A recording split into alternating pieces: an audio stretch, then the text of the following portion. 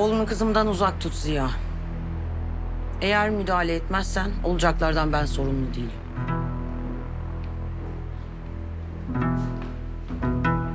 Kim bu hanımefendi Ziya?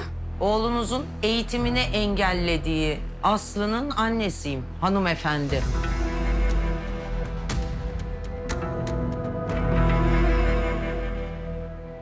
Gecenin bir vakti evimiz basılıyor. Kendi kapımızın önünde bir dünya laf işitiyoruz. Pardon? Ben kimsenin evini falan basmıyorum. Oğlunuz kızımdan uzak dursun diyorum, o kadar. Benim kızım daha 18 yaşında. Bizim de bu olaydan daha yeni haberimiz oldu. Neler olmuş diye. İyice bir sorup soruşturmanızı tavsiye ediyorum. Emin olun bu aileden hiç kimse böyle bir şey yapmaz. Ayrıca 18 yaşındaki kızınıza yeterli terbiye verseydiniz yakında düğünü olan nişanlı bir adamı ayartmazdı.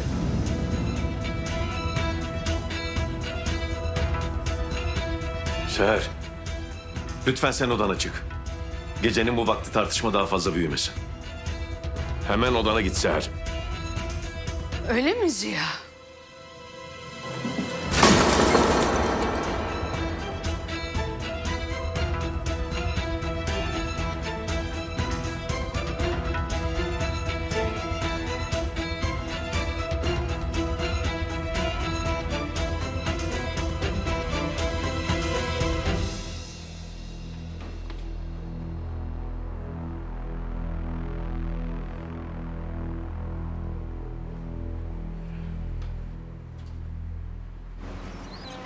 Evlenelim.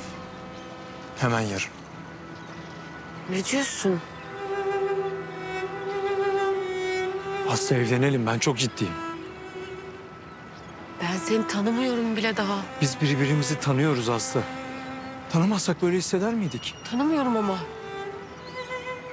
Yani birisi bana sorsa senin en sevdiğin yemeği bile bilmiyorum. Böyle boş boş bakarım. Ne bileyim nasıl müzikler dinliyorsun? Yani kahveni nasıl içiyorsun?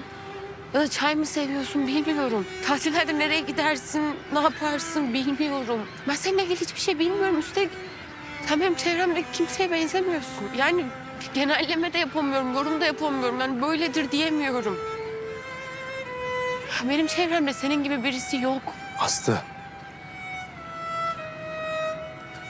Bu hissettiklerini daha önce başkasına karşı hissettin mi? Hayır, hissetmedim. O yüzden kendimi anlamıyorum. O yüzden böyle sersemlemiş haldeyim. Ya bana ne oluyor ben anlamıyorum. Sanki böyle dünyadan çok uzak bir noktadayım. Çok güzel bir yerdeyim. Ama çok da korkunç bir yerdeyim. Aslı'nın senin kızın olduğundan haberim yoktu. Bilseydim bu konu açılmadan kapanırdı, emin ol. Hayır, benim kızım olmasa ne olacaktı? Yakında evlenecek oğlunun liseli kızları kandırmasına göz mü yumacaktın? Benim bir şeye göz yumduğum yok. Kimsenin kimseyi kandırdığı da yok. Buraya gelene kadar önce kızınla konuşsan daha iyi ederdim. Oğlum kızımdan uzak dursun Ziya.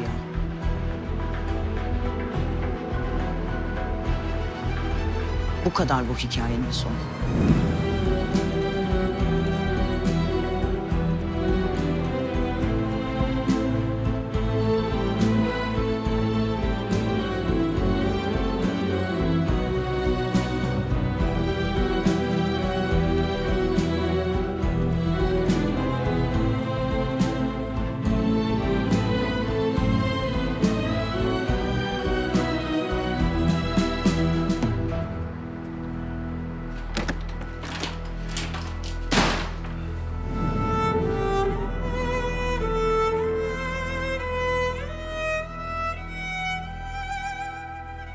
Evlilik çok uç bir şey benim için.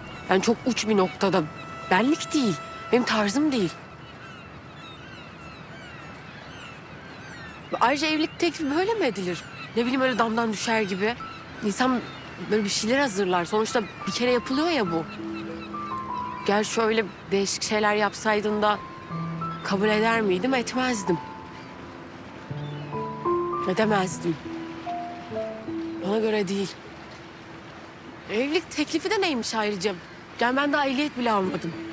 Tamam bu da çok alakasız oldu ama... Ben yapamam. Ya benim aklımın ucundan bile geçmez. Zaten allak bullak. Kafam karışık. Yani yapamam. Nasıl yapayım? Bu çok fazla. Bu benim için de çok fazla. Aslı, beni tanımak öyle zor değil. Basit bir adamım ben. Sen basit bir adam falan değilsin. Ben seni anlayamıyorum. Anlatayım. Kahve severim, az şekerli. Bazen kız kardeşim çok şekerli yapar. Ses etmem içerim. Tatillerde yurt dışına gitmeyi severim. Ama turistik ülkeler değil. Tarihle ilgili kitaplar okumayı severim. O dönemde yaşayan insanları hep merak etmişimdir çünkü. En sevdiğim çiçek gelincik. Onu öylece koparıp vazoya koyamazsın çünkü. Olduğu yerde, olduğu gibi sevmek zorundasın.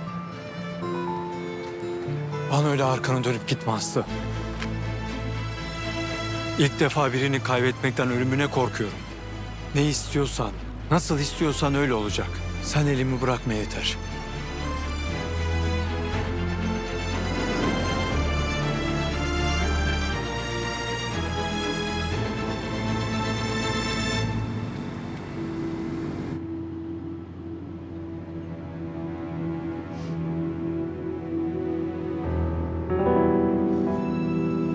Melih, evet, söyle ne söyleyeceksen.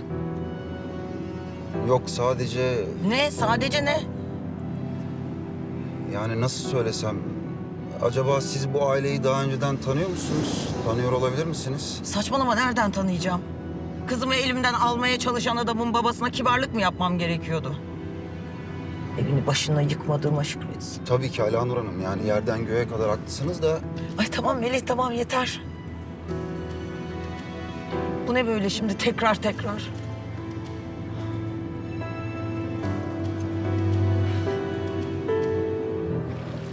Üşüdün sen. Eve bırakayım mı seni? Yo iyiyim ben. Ya çıkarma hiç boşuna. İyiyim dedim. Dur. Annem merak etmez mi? Annemi mi düşüneceğiz şimdi? Ben bu saatte evden kaçtım, yanına geldim senin. Çocuk gibi kulağımdan tutup anneme mi teslim edeceksin beni? Dönmeyeceğim ben o eve. Ayrıca kendime kalacak yer bulurum. Tamam, sakinleş. Belli ki sen uykun gelince çok sinirli oluyorsun. Gel, kalacak yer buluruz.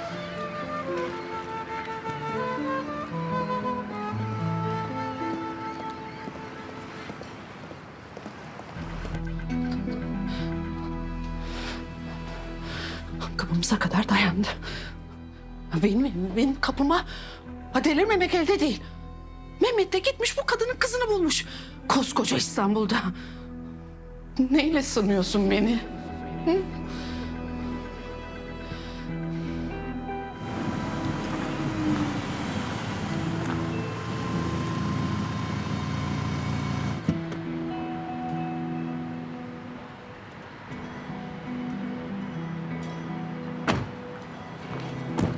Mehmet.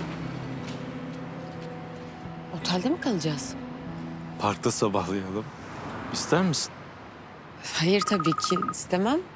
Çok yoruldum, sırtım yatak görsün artık. Önemli bir şey mi oldu? Kim o?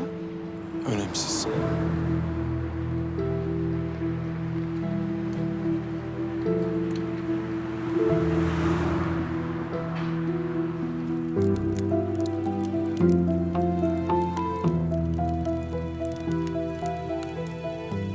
Oğlum kızımdan uzak dursun Ziya. Bu kadar bu hikayenin sonu.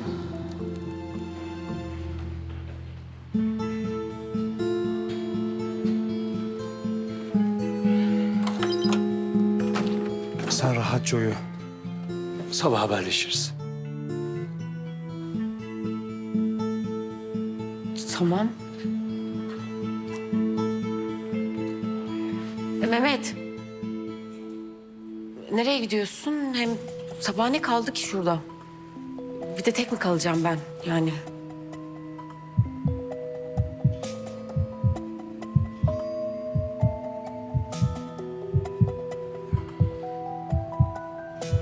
Tamam o zaman.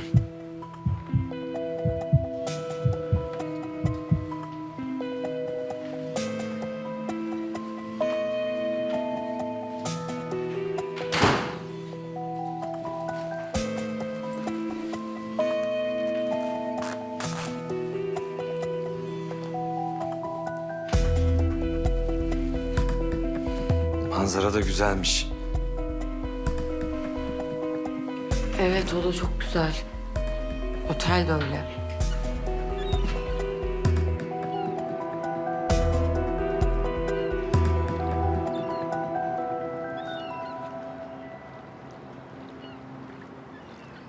Artık burada çok turist var. Her mevsim tıklım tıklım doluyor. Evet, öyle oldu yani. Turist oldu.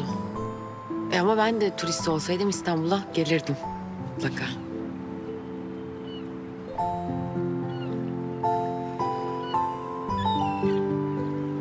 Ben bugün biraz yoruldum ya.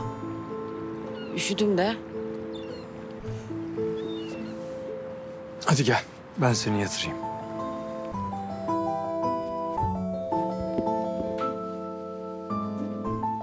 Hadi kıpırdayacak halin kalmaz. Güzelce uyu.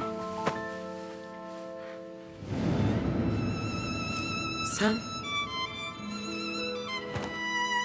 Sen yatmayacak mısın? Ben de yatacağım.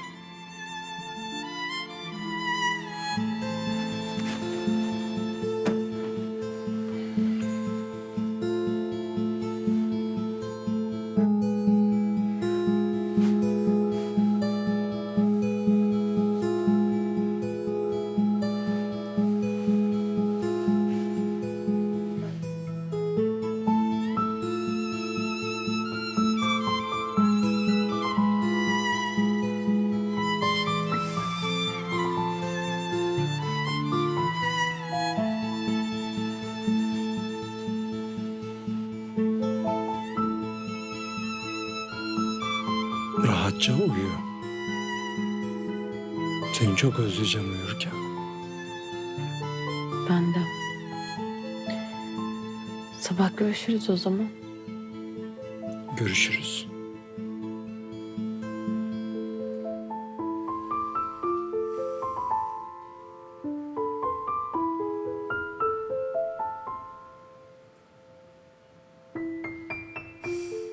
Beni mi izliyorsun sen? Almışım öyle. Hadi kapat gözlerini. Önce sen kapat.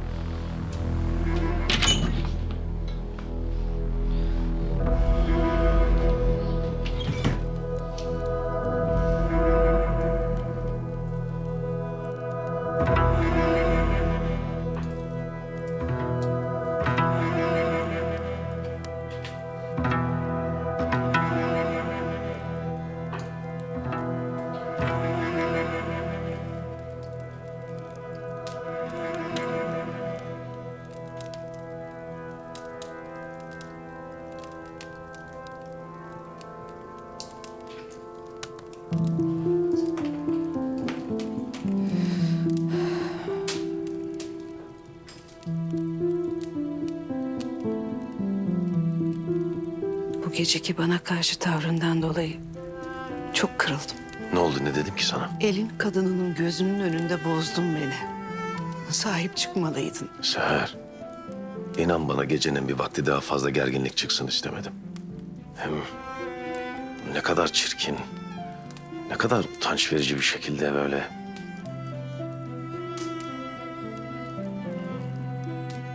Neyse. Eğer kalbini kırdıysam özür dilerim. Gerçekten bilerek yapmadım.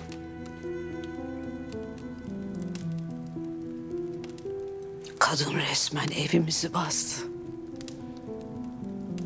Anası buysa kızını düşünemiyorum bile.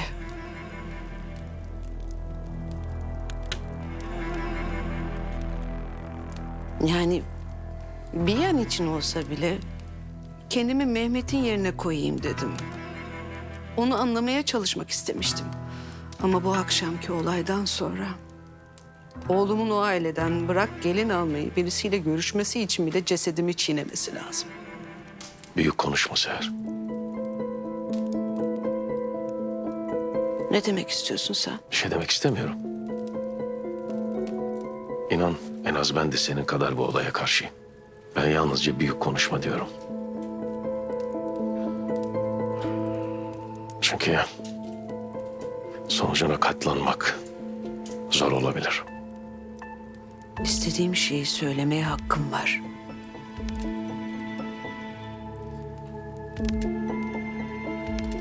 Ne konuştunuz benden sonra o kadınla? Seher.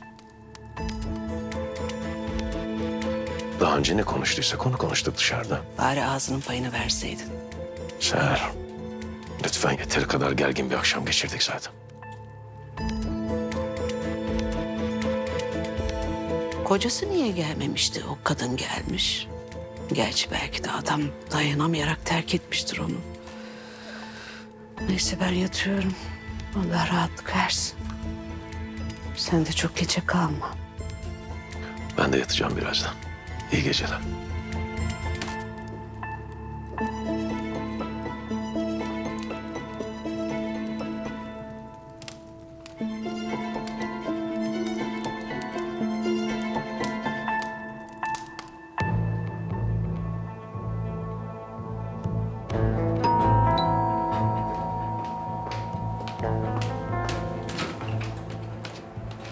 Hoş geldiniz Alnur'un. Nedir durum? Ses çıkmadı, uyudu sanırım. Allah Allah. Bu saatte. Bakayım ben bir.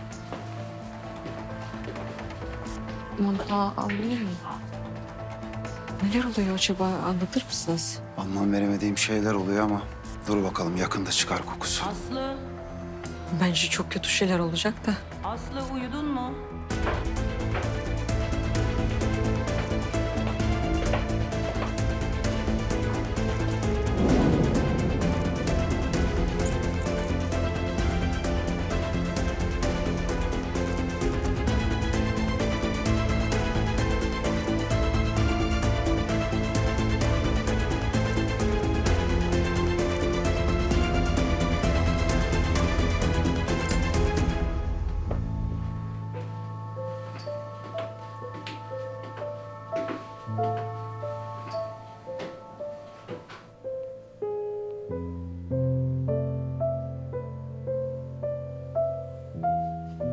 Seni de mi uyku tutmadı?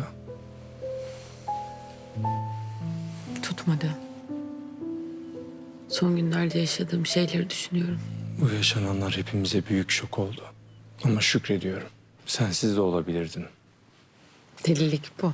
Sen delilik de. Ben aşk.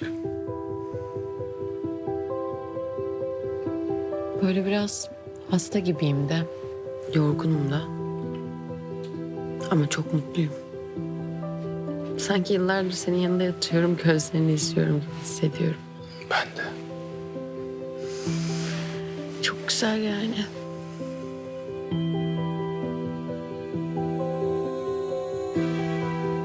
Yıllar sonra yeniden öyle mi Alanur?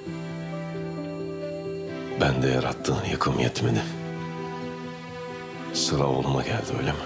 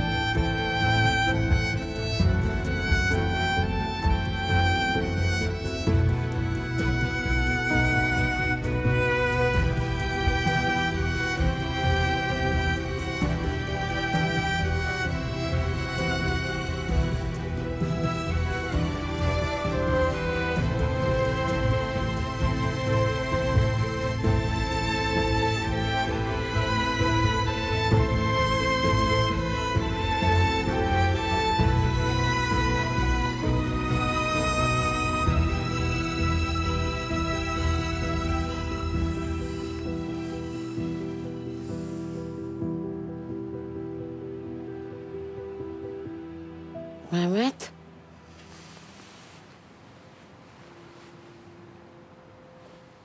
Mehmet. Buradayım. Uyandın mı sen? Sen niye kalktın? Yanıma gelsene. Uyuyalım.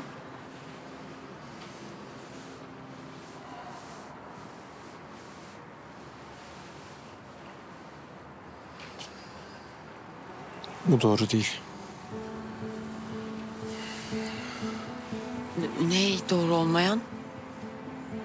Başka bir odada kalmalıydım ben. Tamam. Yani gerilmene gerek yok. Sen niye bu kadar rahatsın? Rahatsın derken? Yani neden rahatsız olacağım ki? Daha önce böyle bir odada baş başa bir erkekle kaldın mı?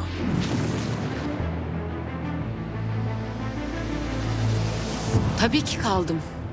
Yani 16. yüzyıldaki kadınlar gibi şaperonlarla gezmiyorum. Özel anlamda soruyorum. Yani baş başa derken Anladım. Ben onu anladım ama anlamamazlıktan geliyorum. neden? Soramaz mıyım? Soramazsın. Yani bunu hiçbir kadına sormamalısın. Bu hakaret gibi bir şey. Yani bu erkeklerin kadınların bedenlerine hükmetmek için uydurdukları ilkel bir araç. Ya ayrıca bu çağda iki medeni insanın bunu konuştuğuna ben inanamıyorum. Aslı saçmalama. Basit bir soru sorduğum konuyu nerelere getiriyorsun? Basit mi? Senin bu basit dediğin soru var ya, bunun yüzünden kaç kadın canından oldu. Sen neyin parçası olduğunu farkında mısın ya? Ayrıca bunun cevabını da evlenene kadar alamayacaksın. Ha tabii, hala evlenmek istiyorsan.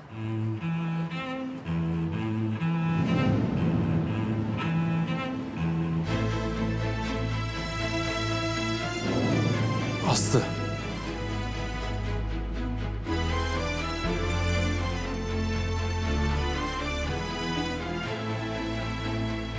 Benim için tek önemli olan senin yanımda olman. Kusura bakma.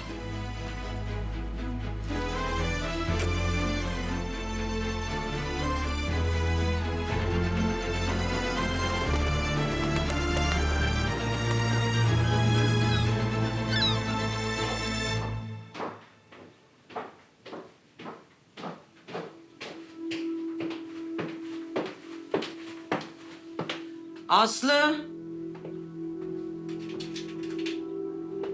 Uyanmadın mı daha? Günaydın.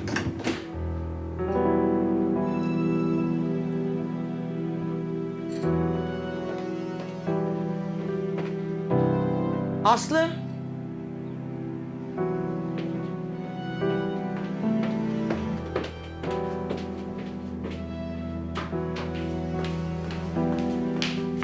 Ketin. Ketin. Efendim Alanur Hanım.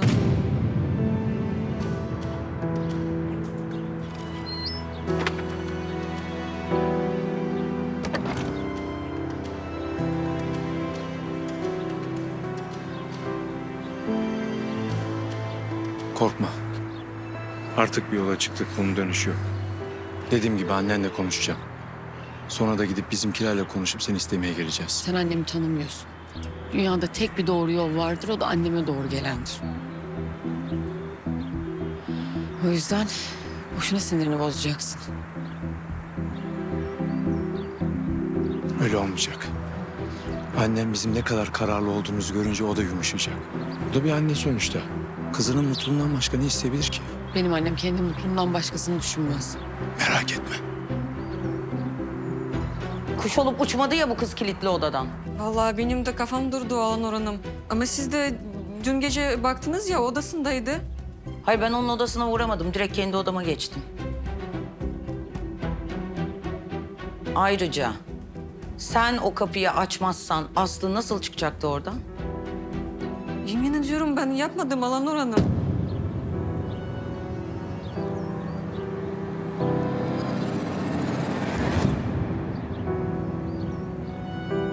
Belki başka anahtar vardır, yedek olmaz mı? Bana bir kapı bakayım.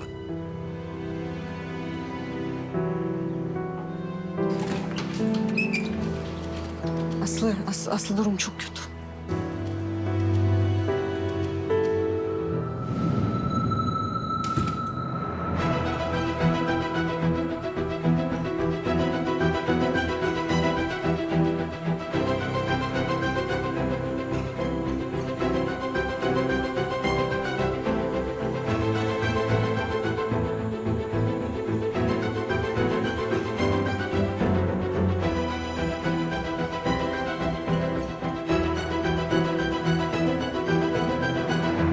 Hayret bir şey.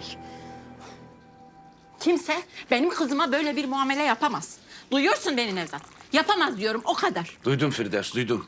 Hem kulağımın dibindesin hem de avazın çıktığı kadar bağırıyorsun. Nasıl duymayayım? O zaman bir şeyler yap Nevzat. Sen, kızın, tüm ailen bu şekilde aşağılanırken böyle iskele babası gibi oturma burada. Ya yapacağım canım benim. Yapacağım hayatım. Ben gidip ablamla konuşacağım. Hem biliyorsun ablam Akçay'ı nasıl sever. Ya Halam müdahale eder değil mi baba? Eder kızım eder. Sen halanın biricik yeğenisin. ya kele abartma Nevzat. Öz yeğeni değil sonuçta. Sen de öz kardeşi değilsin. Günün sonunda dönüp dolaşıp kendi oğlunu seçecek senin o ablan. Öz değiliz ama özden yakınız. Ben ablama güveniyorum. Bu işi o halleder. Sen merak etme. Aslında kadının kapıya dayanması iyi oldu değil mi anne? Halam asla müsaade etmez artık buna. O da ayrı enteresan bir olay. Yani sen kadın başına kalkmışsın kapıya geliyorsun. Başında ne kocan var ne bir erkeğin var. Hadi afiyet olsun. Hadi kızım ye.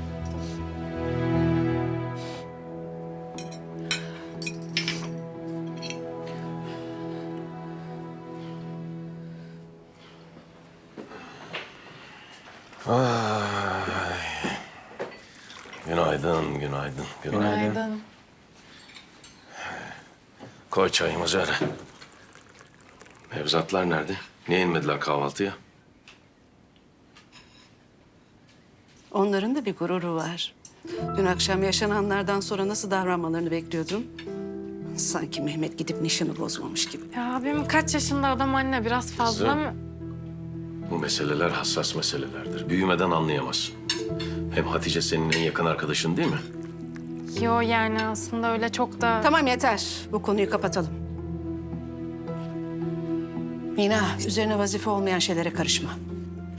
Bu meseleyi bir an önce çözmemiz lazım. Aynı dam altında yaşayan iki aileyiz. Kardeşimle küs kalamam. Teknik olarak kardeş sayılmazsınız anne ya. Bu evde neden kimse hiç haddini bilmiyor?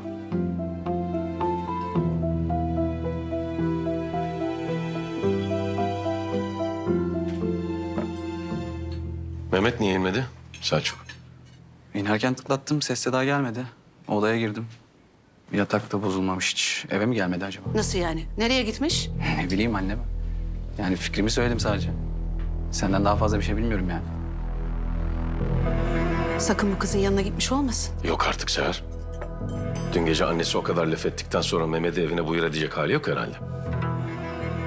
Kaçmışlardır belki. Mina. Terbiyesizleşme. Şaka yapmanın sırası mı şimdi? Yok da ben ortamdaki gerilim biraz azalsın diye. Anne tamam sakin. Kız bir şey demedi ya. Size her şey oyun çünkü. Her şeyle dalga geçebiliyorsunuz. Saygı duyduğunuz hiçbir değer yok. Seher. Biraz sakin ol. Sakın bana sakin ol falan demeyin. Sakın. Herkesin dili pabuç kadar olmuş.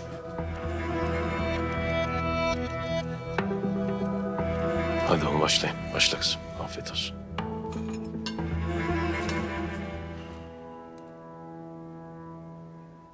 Anne biz seninle konuşmak için geldik. Siz.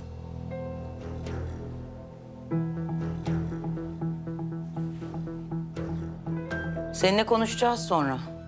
Şimdi odana. Önce bu saygısız arkadaşınla konuşmak istiyorum.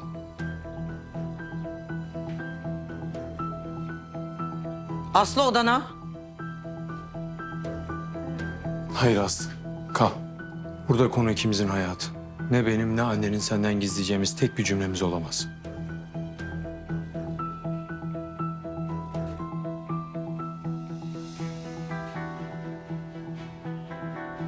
Oturabilir miyiz? Tabii. Tabii buyurun lütfen. Ne demek?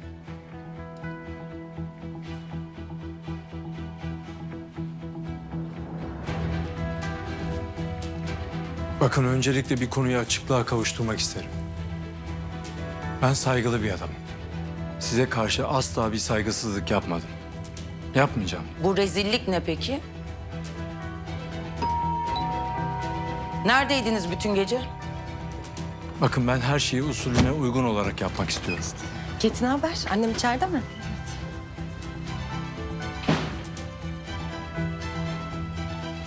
Kızınızla evlenmek istiyorum. İzniniz olursa Aslı'yı istemek için ailemi alıp geleceğim. Ben de Aslı'nın bütün geleceğini, hayallerini çöpe atıp al git kızımı diyeceğim sana, öyle mi?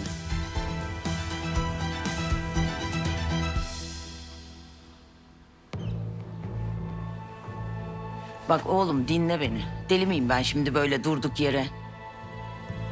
Senin Aslı'yla bir geleceğin yok. Olamaz da. Yol yakınken anlayın bunu. Sonra çok pişman olacaksınız. Çok acı çekeceksiniz. Biliyorum ben. Hayır diyebilirsiniz. Bu sizin en doğal hakkınız. Ama ben sizi ikna etmek için elimden geleni yapacağım. Çünkü kızınızın sizinle bağının kopmasını istemiyorum. Onun incinmesini, yeni hayatına boynu bükük başlamasını istemiyorum.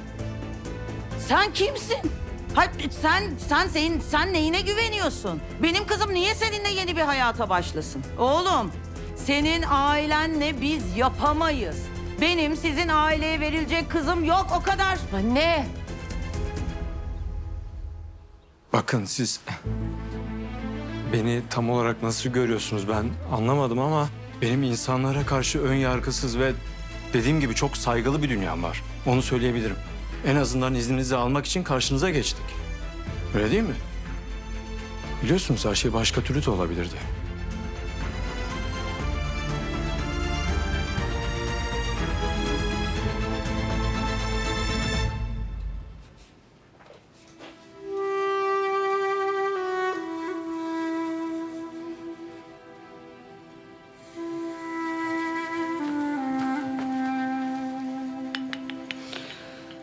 Zühre bırak ben yapayım onu.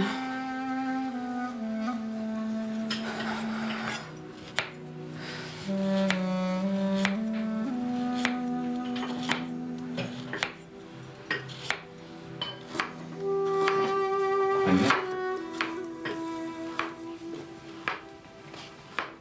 Anneciğim. Hırpalama kendini bu kadar. Bak hepimiz çok üzülüyoruz. Siz benim kusuruma bakmayın ne olur. Evde ne rahat kaldı ne huzur. Kardeşimin yüzüne bakamıyorum.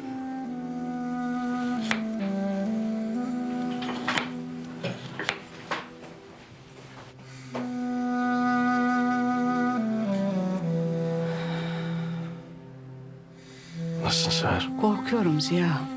Bu çocuk dün gece eve gelmediyse bir delilik yapmış olmasından korkuyorum. Bakma Mina'ya çok kızdım ama ben de aynı şeyi düşünüyorum. Dün kızın annesini gördün. O kadının böyle bir şeye izin vereceğini sanmam. Sen Mehmet'teki kararlılığı gördün değil mi? Başka birinden izin alacak durumu mu vardı onun? Bizi bile çiğnemeyi göze almış. Asıl benim korkum bambaşka. Nasıl yani? Ne bu çocuklar dün gece birlikte oldularsa? Sırf bize emrivaki yapmak için. Hı? Mehmet bu. Bizim oğlumuz. Kendi çocuğumuzu bu kadar tanımıyor olamayız herhalde. Hem bu kadar terbiye birden yok olmaz. Ben böyle bir şeye ihtimal vermem. 2 gün önce Mehmet nişanı atacak deselerdi ihtimal verir miydin?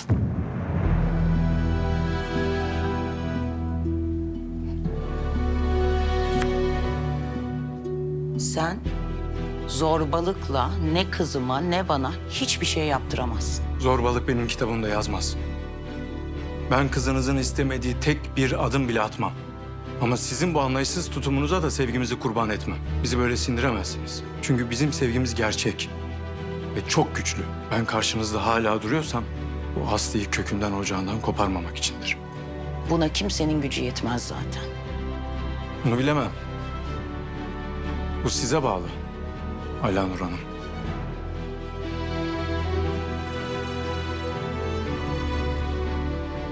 Saygılar.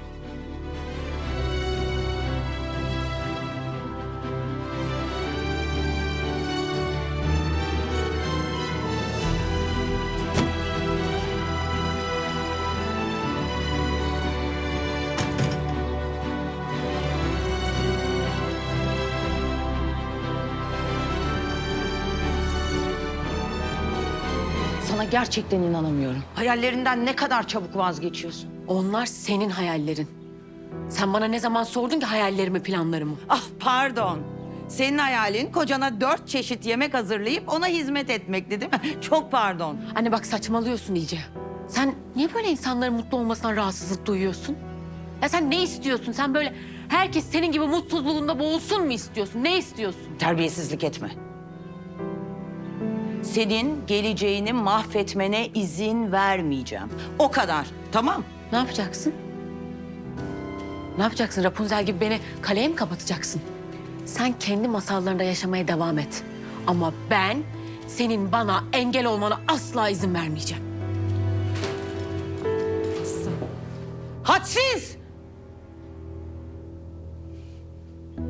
Anne, anneciğim bir sakinleşseniz üstüne gitmesen mi?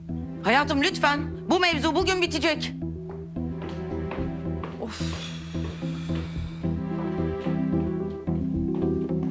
Ayrıca seni o eve gelin diye kabul ederler mi hiç? Senin o Mehmet nişanlıymış, evlenmek üzereymiş. Sen nereden biliyorsun bunu? Annesi söyledi. Annesi mi söyledi?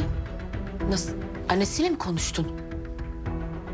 Hani evlerine mi gittin sen? Evet, evlerine gittim.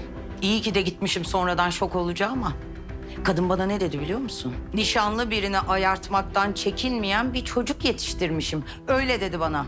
Yüzüme baka baka. İnanmıyorum sana ya. Ben de gerekenleri söyledim tabii. Yani senin anlayacağın, buraya gelip seni isteyemezler. Öyle heveslenme. Sen bana bak bakayım. Sen bu çocuğun nişanlı olduğunu biliyor muydun? Evet. Sen nasıl bir çocuksun ya? Sen nasıl bir çocuksun? Kendine nasıl böyle bir şey layık görürsün? Ben ayakları yere basan, işinde gücünde bir birey yetiştirmeye çalışırken... ...senin hayattan beklediğin, kendine biçtiğin rol bu mu? Adamın nişanlı olduğunu bile bile geceyi beraber geçiriyorsun. Ben istedim geceyi beraber geçirmek. O eve bırakmak istedi zaten beni.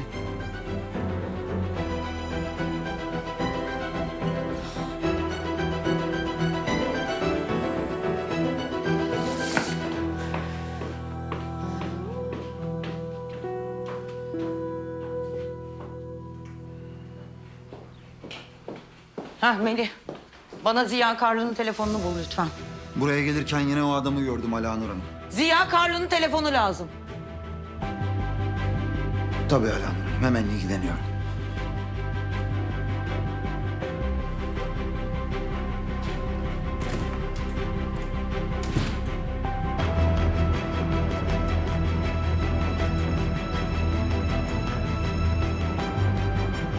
Tuğçe, ben gelemiyorum bugün. O koleksiyoner toplantısını iptal et lütfen. Ziya Bey kahve istemiş. Duydum yapıyorum. Ay abla. Her şey çok fena oldu ya. Ha, yemeğe de gelmiyorlar. Aynı çatı altında etle tırnak gibiydiler. Nasıl olacak bilmiyorum vallahi. Taşınırlar herhalde artık. Yüz yüze bakılmaz. Ha. Yağlı kapıyı da bırakırdı Nevzat. Hele o aç gözlü Firdevs. Abla hiçbir şey almıyorlar evlerine ya. Her şey Ziya Bey'den. Bir ekmek almıyorlar. Doğru söylüyorsun. Dünür olacaklardı, yerlerini garanti etmişlerdi, sığıntı oldular. Hatice sinsidir. Hesapçı da fitne fücurdur ama... ...ben kıza üzüldüm be abla. Ya sonuçta genç bir kız. Bütün hayalleri 5 dakikada yıkıldı. Ne haklısın. Kolay gelsin. Zühre kahve hazır mı? Hazır hanımım. Teşekkür ederim.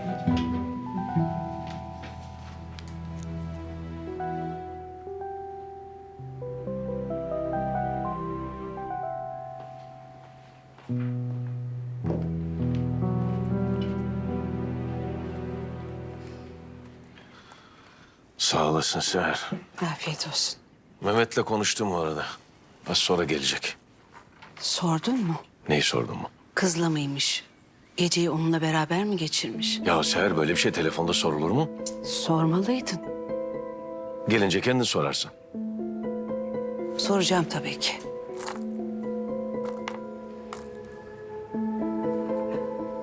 Yalnız senden tek bir şey rica ediyorum. Lütfen ama lütfen yumuşak olma. Biliyorsun çocuklar en ufak yumuşamayı taviz olarak algılar. Böylece yaptıklarına meşruluk kazandırmış olurlar. Ya hayret ediyorum sana Seher. Nedenmiş o? Sanki 28 yaşında bir adamdan değil de 8 yaşında bir çocuktan bahsediyor gibisin. Erkek çocuğu 8 yaşında neyse 28 yaşında da odur. Bu hiç değişmez. Tavizsiz ol. Hiçbir boşluk bırakma. Yoksa Mehmet Hatice ile evlenmez. Gidip o kadının kızını almak için kendinde hak görür. İzin ver de oğlumla nasıl konuşacağıma ben karar vereyim. Sen bilirsin. Sonra çok dövünürüz. Yalnız böyle bir hata yaparsak peşinden gelenler için de çok kötü bir örnek olur. Hem Selçuk hem de Mina abimiz istediğini zorla da olsa elde etti. Bunu biz de yapabiliriz diye kendilerinde hak görür. Seher, bunlar bizim çocuklarımız, emrimizin altındaki askerler değil. Evet çocuklarımız. İşte tam da bu yüzden onların yanlış yapmalarına müsaade etmemeliyiz. İyilikleri için. Yoksa herkes istediği gibi davransın. Ahlak öğretilen bir şeydir. Anne baba olarak onlara doğruları gösterip teşvik etmezsek, hatta zorlamazsak ne işe yararız? Onların arkadaşları değiliz. Ne yaparsan yap arkandayız. Bunlar arkadaşlıklar içinde olur. Anne baba olarak bazı sorumluluklarımız var. Teşekkür ederim onları bana hatırlattığın için. Ama biz her zaman onların yanında olmayacağız. İnsanlar hata yapar ve bedelini de öderler. Seher Hanım. Sen şimdiden ona hak vermenin yollarını arıyorsun. Dün geceki o kadın bile gözünü açamamış seni. Seher, yeter artık lütfen.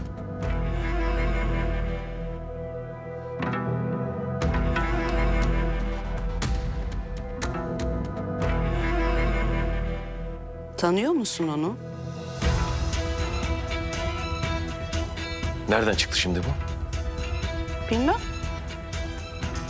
Sanki çok önceden birbirinizi tanıyormuşsunuz gibi geldi bana. Bu sohbeti burada kapatalım artık.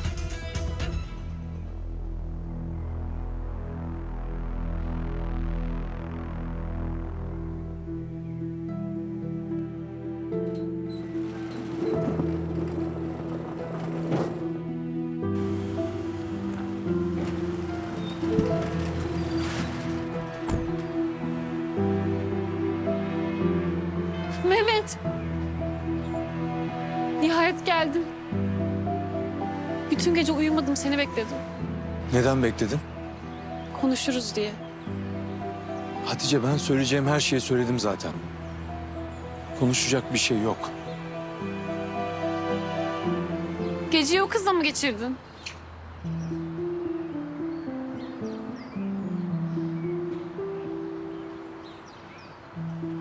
Hatice, ben sana ne zaman nerede ne yaptığımı anlattım? Sen ne zaman bana böyle sorular sordun? Evine git, hayatına devam et. İnan bana bu daha hayırlı. Ben nasıl bir günde senden vazgeçeyim Mehmet? Bunca yıldan sonra. Hatice, bak. Annemler bize bir yol çizmeye çalıştı. Bu hep onların hayaliydi. Ama şimdi ben artık başka bir yoldayım. İnan bana, sen de kendi hayallerinin peşinden koşarsan mutlu olacaksın. Benim hayalim sensin Mehmet. Ben bir eksiğim varsa tamamlarım. Senin için her şeyi yaparım. Söyle bana, nasıl biri olursam seversin beni. Bileyim öyle olayım. Hatice, sorun sende değil. Sen kusursuz ve güzel bir kızsın. Bak, eminim senin de karşına öyle biri çıkacak ki işte o zaman anlayacaksın benim demek istediğimi. Ama o ben değilim. Benim kalbimde başkası var.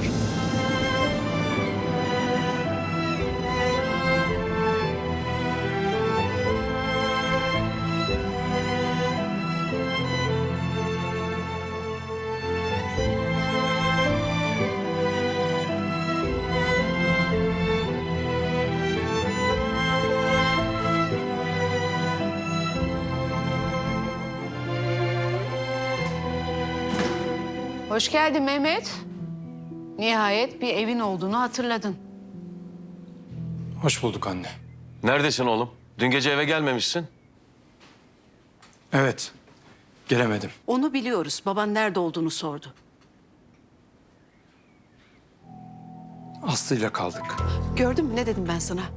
Yok edep diyordun, yok terbiye diyordun. Al sana edep, al sana terbiye. Anne, olayı dramatikleştirme lütfen. Asıl sen küstahlaşma Mehmet. Ne yaptığını sanıyorsun? Bir şey yaptığımı zannetmiyorum baba. Ömrüm boyunca bana dürüst olmayı, başıma ne gelirse gelsin yalan söylememeyi öğütledin. Biz senin anan babanız.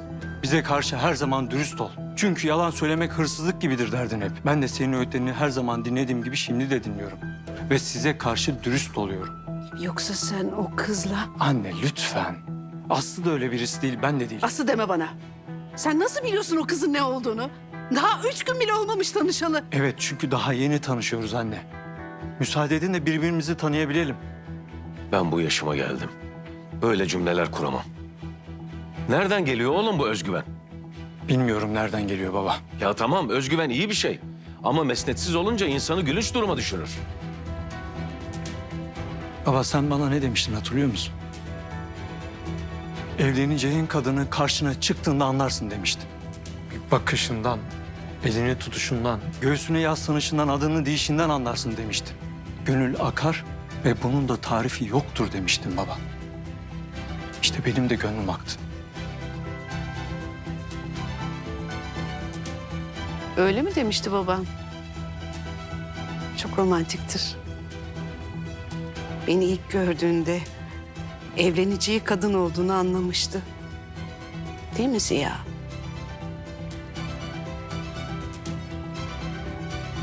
Bak oğlum, evlilik öyle bir şey değil. Bütün ömrünü geçireceğin bir insandan söz ediyoruz. Gönül akması, kalp çarpıntısı bunların hepsi çok güzel şeyler. Ama sadece kitaplarda, dizilerde, filmlerde olur. Gerçek hayat çok başkadır. Anneciğim, biraz önce Aslı'yı evine bıraktım. Annesine de gerekli durumu açıkladım. En kısa zamanda gelip isteyeceğimizi söyledim. Siz de hazırlığınızı buna göre yapsanız iyi olur. Cesetimi çiğnemen lazım. Kendine gel Mehmet. Bize bu kadar önemli bir konuda emrivaki yapamazsın. Annemin yaptığı ne peki baba? Hatice bana emrivaki değil miydi? Biz sana sorduk. Fikrini söyledin, itiraz etmedin. Efendim? Alanur ben.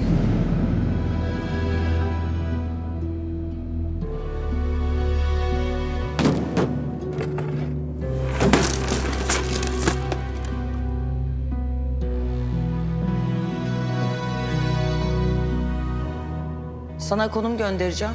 Yarın orada buluşalım lütfen. Konuşmamız gerekiyor. Tamam, peki.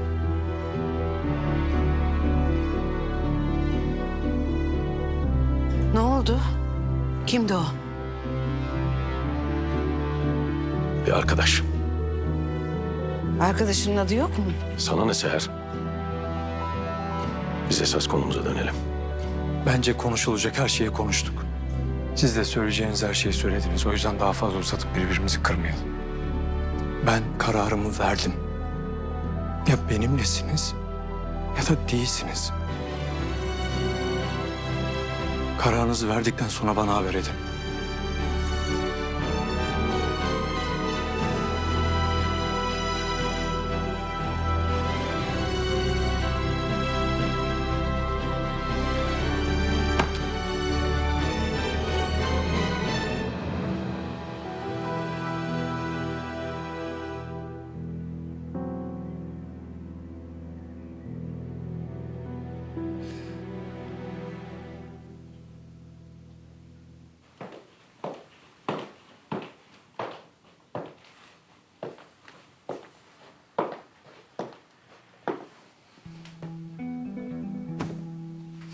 Ne oldu? Başına taş düştü herhalde.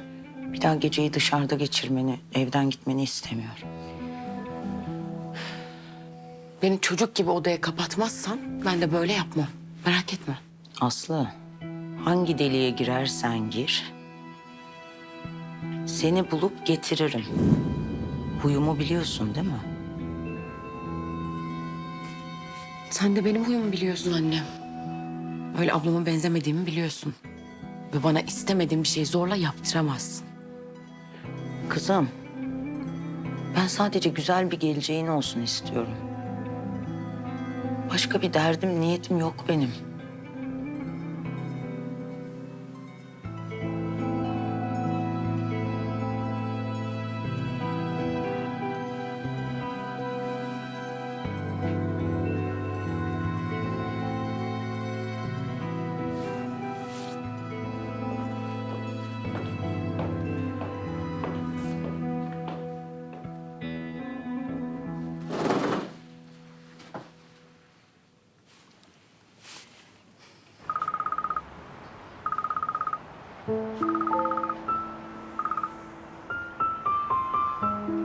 Nasılsın? İyiyim sen? Fena değil. Daha iyi günlerim olmuştu. Ben teşekkür etmek istemiştim sana. Orada yaptığımız şey birbirimize sahip çıktığımızı göstermekti. Annenin tepkisi de normal. Ben söylemek istediklerimi söyledim. Sen de benim yanımda olduğunu gösterdin. Yani herkes üzerine düşen görevi yaptı aslında. Annem yumuşadı gibi biraz ama yani onun sağ sol da belli olmuyor pek bilmiyorum. Sen konuştun mu? Konuştum, evet. Ne dedi? Gayet net bir şekilde durumu anlattım. Ne dediler?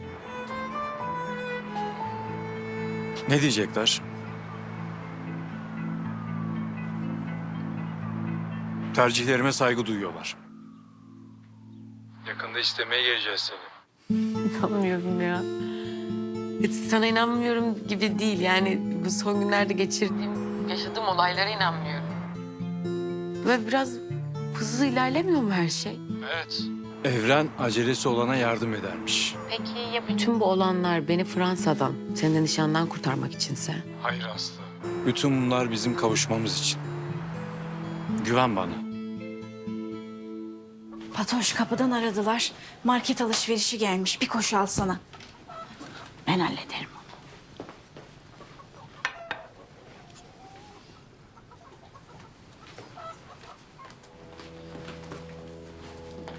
Zühre, sen şimdi Ziya Bey'in odasına git. Bir bahane bulup onu odasından çıkar. Birkaç dakika öyle dışarıda oyalarsan yeterli olur. Tamam hanımım. Tamam.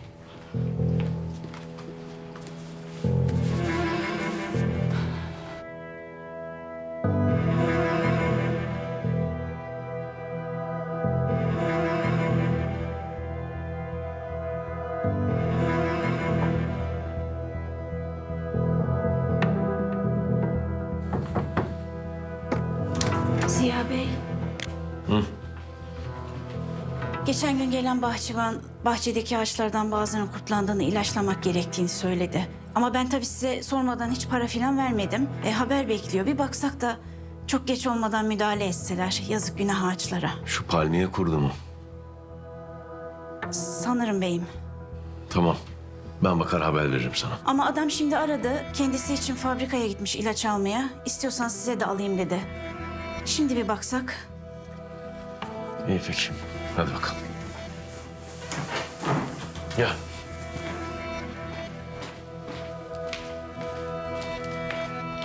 Buyurun beyim.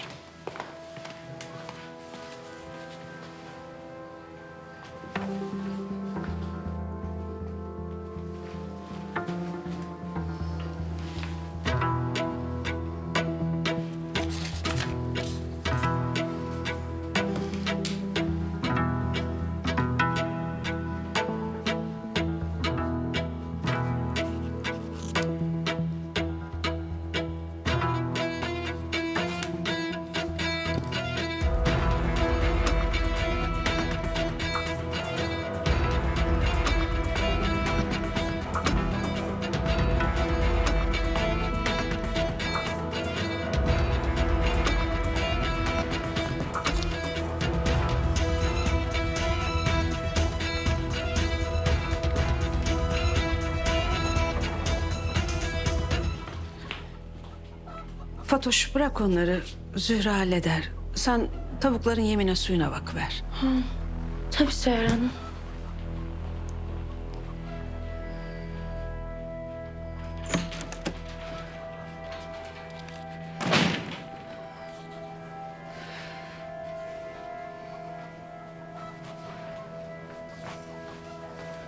Nerede telefonum?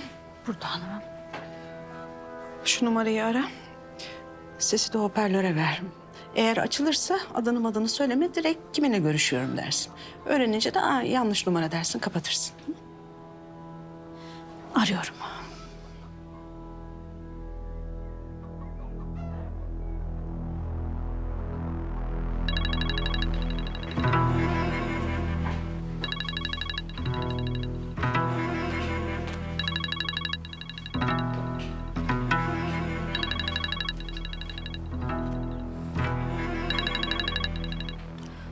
Alanur Hanım'ın telefonu.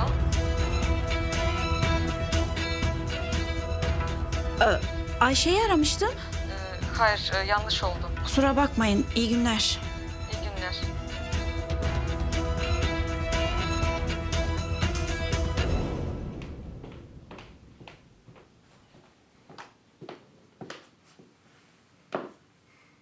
Hadi anlat. Annem geri verdi her şeyimi. Sence neden? Yani bilmiyorum. Yumuşadı galiba biraz. Bir de Mehmet kararlı konuşunca etkilendi bence. Annemin senin için çizdiği gelecekten hiçbir şey vazgeçiremez Aslı. Ya yeme bunları, bak tecrübe konuşuyor. Biliyorum. Ben de senin tecrübeni gördüğüm için yani kendime daha sert kabuklar ördüm.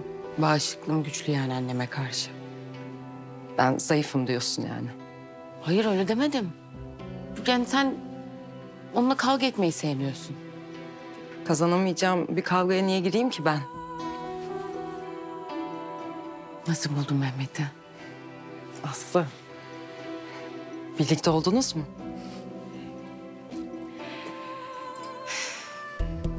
Hayır yan yana uyuduk sadece. Bu kadar. Gerçekten mi? Aferin, beyefendi çocukmuş. Zaten annemin karşısında da çok kararlı bir duruşu vardı. Yani Alanur Hanım ciddi bir darbe aldı. Sevdim ben bu çocuğu. Ben de çok sevdim. Mükemmel birisi. Aslı çok mutlu görünüyorsun.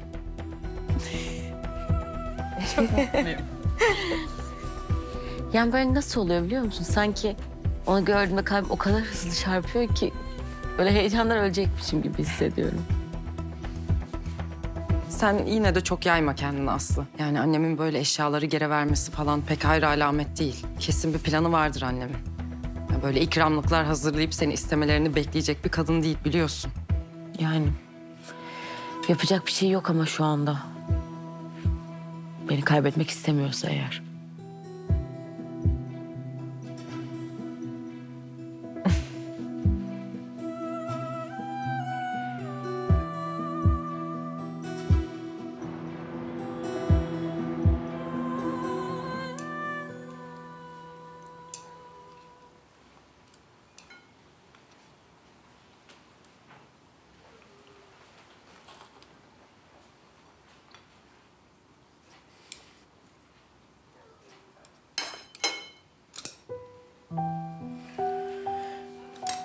Afiyet olsun. Erken yatacağım ben.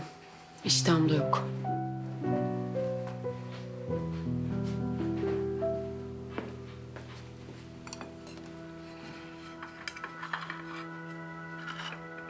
Kızlar annelerinin kaderini yaşarmış biliyor musun?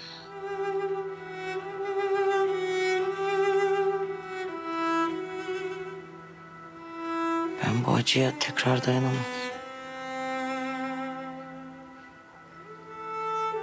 Aslı da dayanamaz.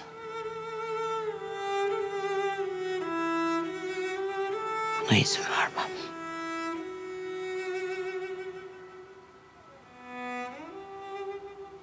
Kedi. Efendim Alanur Hanım. Şu gümüşleri yarım parlatır mısın artık lütfen? Tabii ki. Tabii ki parlatacağım.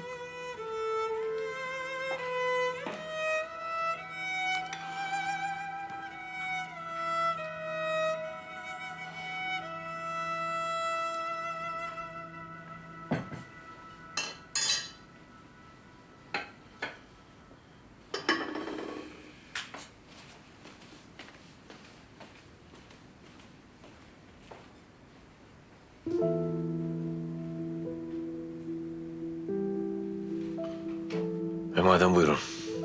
Afiyet olsun. Dayımları beklemeyecek miyiz? Abi. Sabah da yoklardı. Olmaz öyle şey. Biz bir aileyiz.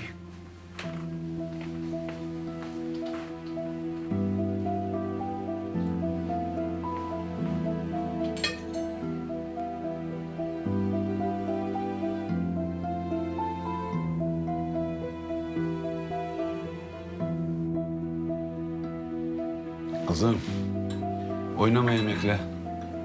Ye, güçsüz düşeceksin. İştahıma kaldı.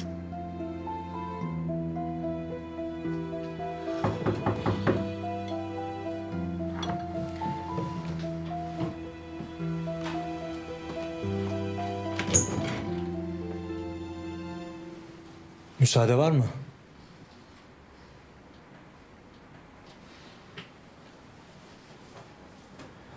Buyur. Afiyet olsun. Sağ ol.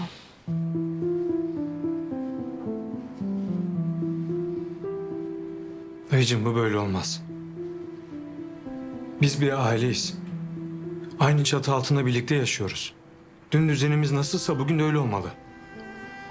Bizim aile olduğumuz şimdi mi aklına geldi yeğenim? Hep öyleydik ve birbirimize o şekilde davrandık. Vallahi biz de öyle düşünüyorduk ama sağ ol. Sen bize hem yerimizi hatırlattın hem de haddimizi bildirdin. Dayıcığım lütfen bu sonu Ben doydum. Size afiyet olsun.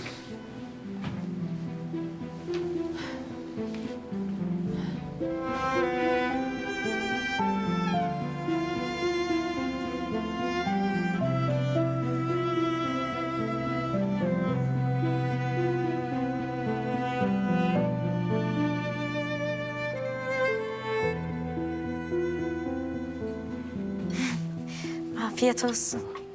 Servis yapayım. Yok, alırım ben ya.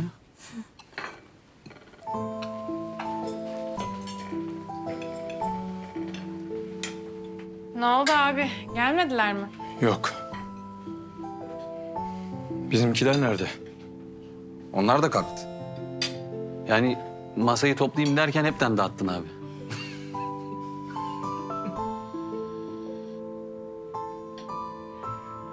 Çok mu komik? Bence komik.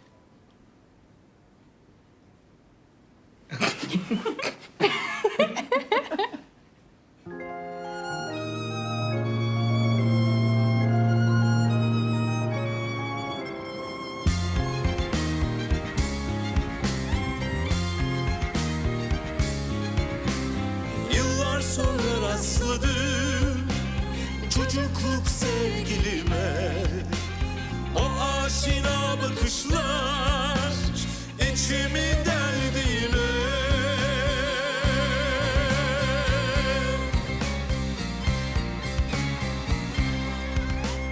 O bakış ki götürür beni yıllarca geri. Hatıramda canlandı ah ilk aşkımın günleri.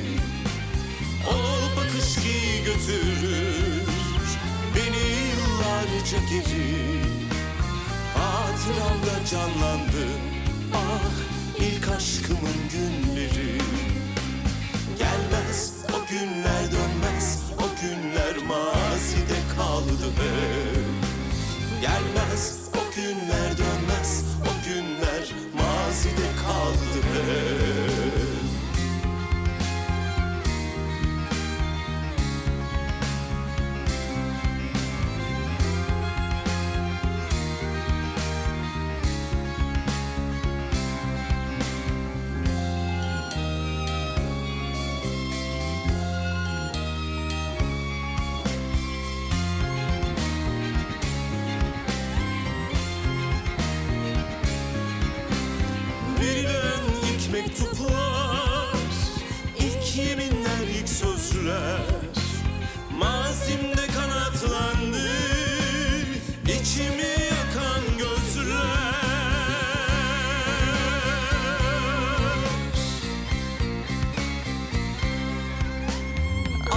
Anladım gelmez geri o çocukluk günleri.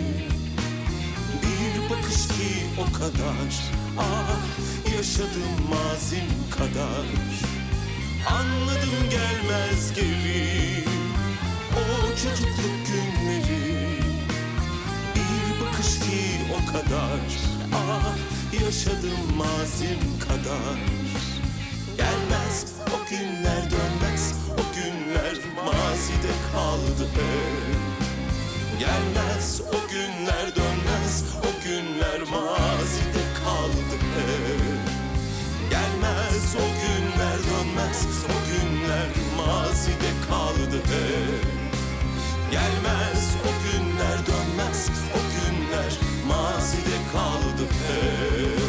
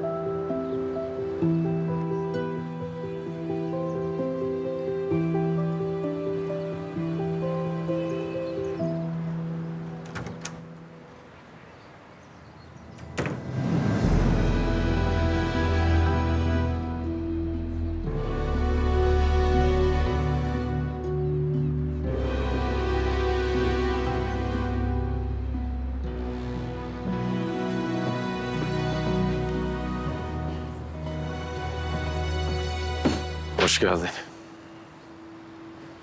Huylu huyundan vazgeçmezmiş. Geç kaldın yine. Ayaklarım geri geri gidiyorsa demek. Görüşmek isteyen sendin. Mecbur kaldım. Emin ol şu hayatta aynı masada oturmak isteyeceğim son kişi sensin. Hı. Neyse uzatmadan konuya gireyim. İyi edersin. Zaman az, ömür kısa. Ben de senin sevimsiz suratını görmek için ölüyordum sanki. Eskiden beni yakışıklı bulurdun.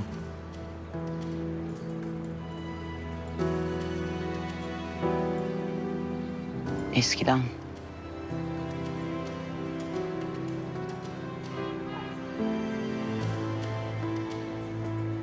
Yıllar sana hiç acımamış.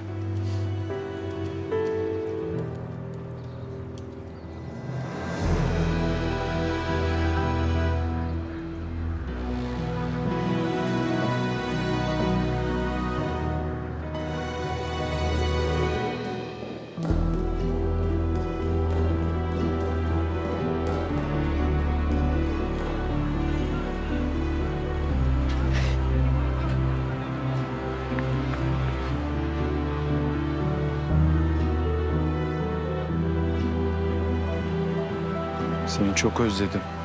Ben de seni çok özledim.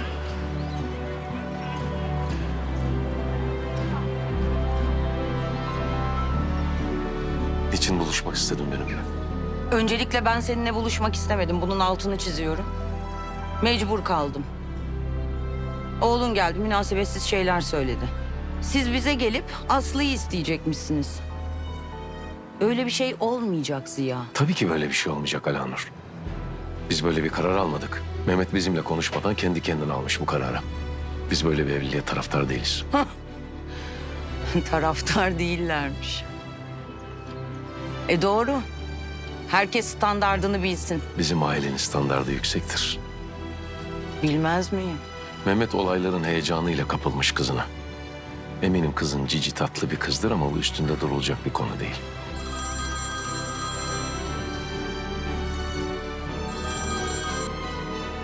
Affedersin.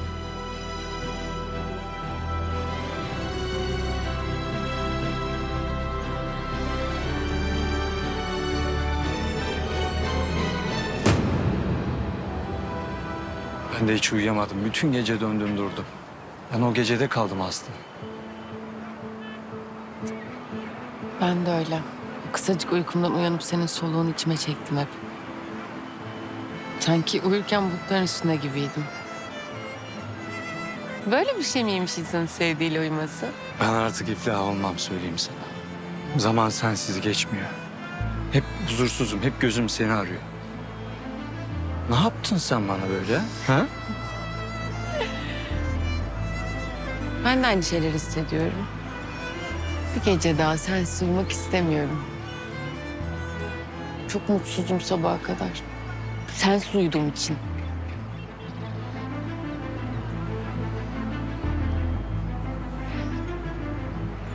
Ben artık sensiz uyumak istemiyorum. Ya bu çok kötü bir şeymiş bu özlem. Yani çok fena bir şeymiş. O yüzden ne olacaksa olsun artık. Evlenelim. Ha, şöyle. Sevgili sözü dinle biraz.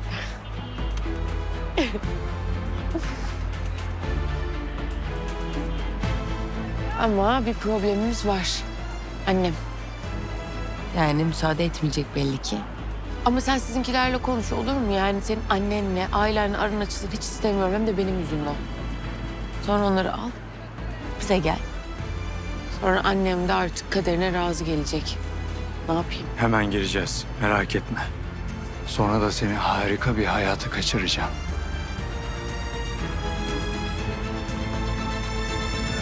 Uzun lafın kısası, oğlumla aramın bozulma pahasına kapına gelip kızını istemeyeceğim.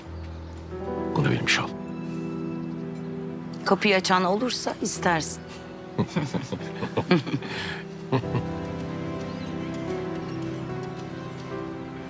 Gelseydik öyle bir açardın ki kapıyı ama tren çoktan kaçtı. Geçmiş olsun.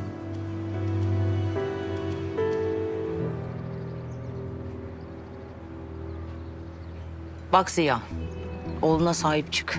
Ben mevzu büyümesin, kimsenin kalbi kırılmasın diye geldim buraya. Oğlun 2'de 1'de eve gelmesin. Ben onu başka türlü göndermeyi de bilirim ama... Boşuna evham yapma Alanur. Bizim ailenin sizinle işi olmaz. Allah sana da kızına da hayırlısını versin. Bizden size hayır gelmez. Güzel. Hemfikiriz o zaman. Artık bir 28 yıl sonra tekrar buluşuruz. O da cenazende falan ha? Cenazeme gelebileceğini kim söyledi? Aa, olur mu öyle şey? Ölmez de sağ kalırsam mutlaka geleceğim.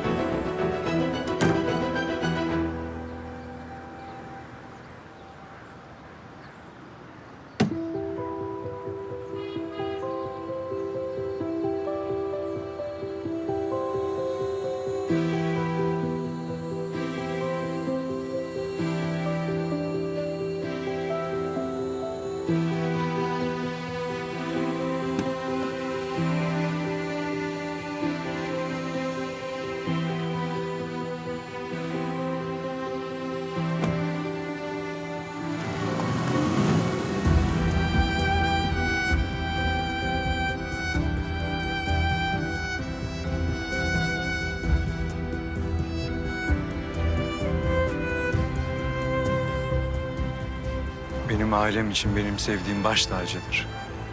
Onlar da seni kızı gibi benimseyecekler. Bak göreceksin. Sen sakın endişelenme. Sen de onları çok seveceksin. Umarım.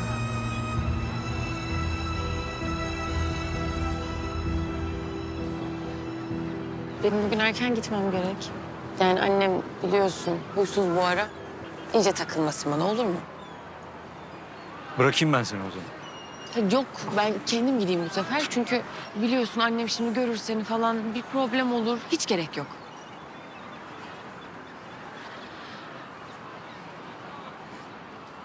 Dikkat et kendine.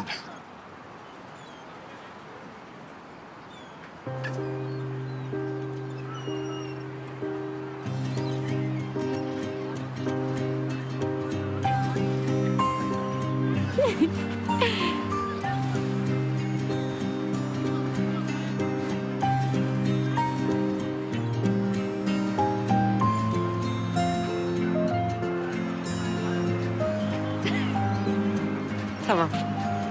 Gidiyorum.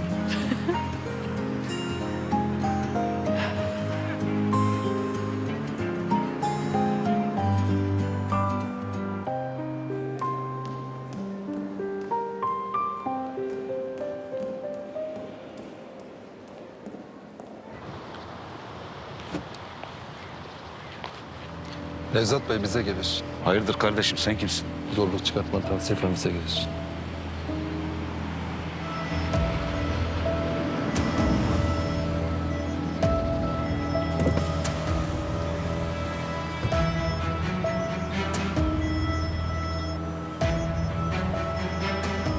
Ragıp Bey, siz niye zahmet ettiniz? Bir telefon açsaydınız ben gelirdim.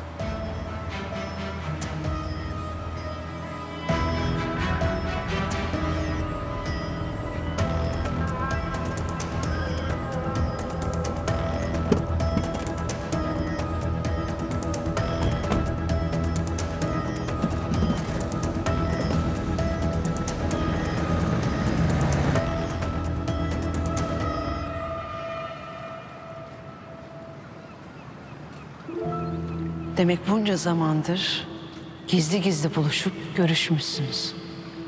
Gözümün içine baka baka arkamdan iş çevirmişsin. Tek kelime yalan konuşmayan dürüst Ziya Bey.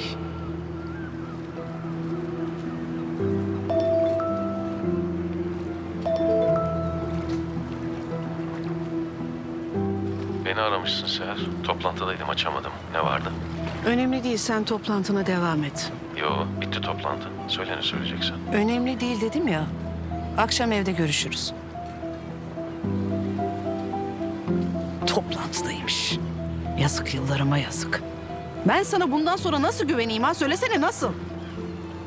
Bana mı dediniz hanımefendi? Siz de kimsiniz? Ben sizi tanıyor muyum ki konuşayım sizinle?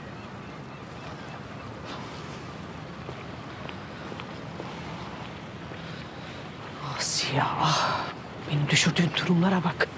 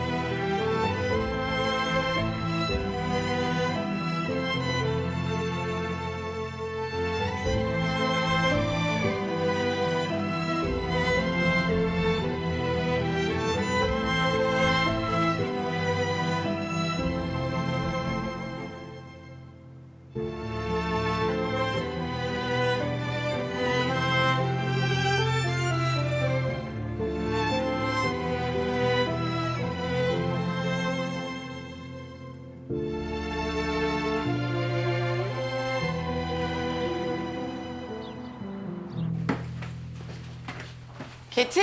Efendim Aslı? Şarjım yok. Annem aldı geri vermedi. Nerede?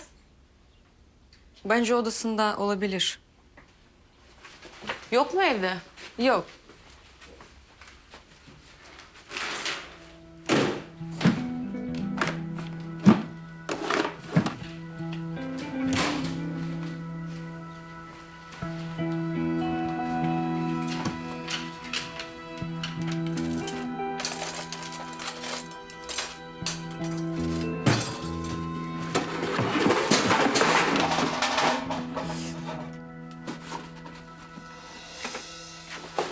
Of.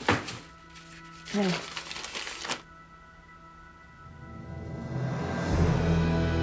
Bunları gelip yüzüne söyleyemedim. Çünkü ben bir korkağım.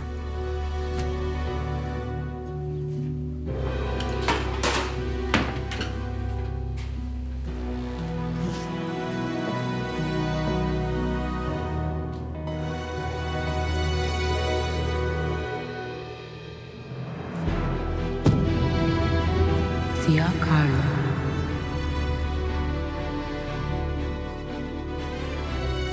Nasıl ya? Annem bunu benden nasıl saklar? Aslı neredesin? Annemin odasına gel. Aslı ne bu halin hortlak görmüş gibisin? Aloko. Ne ki bu? Annemin dolabında buldum.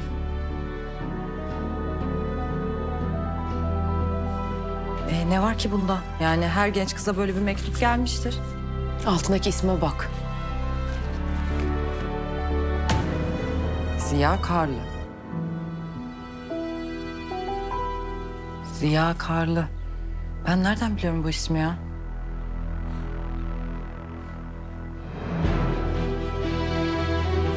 Mehmet'in babası. Sen ciddi misin? Gerçek mi bu? Bir dakika ya. Benim beynim yandı bu. Ne demek oluyor şimdi bu?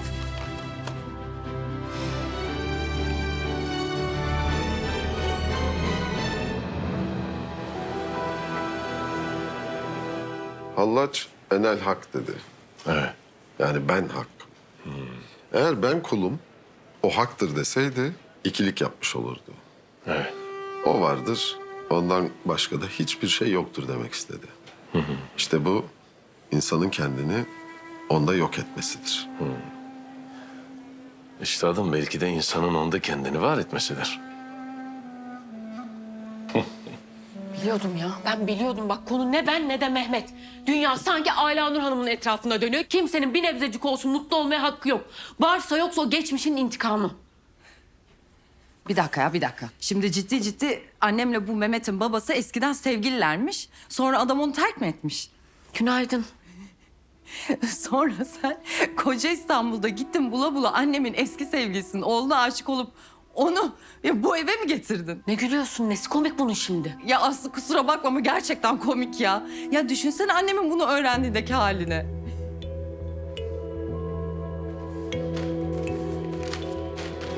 Of.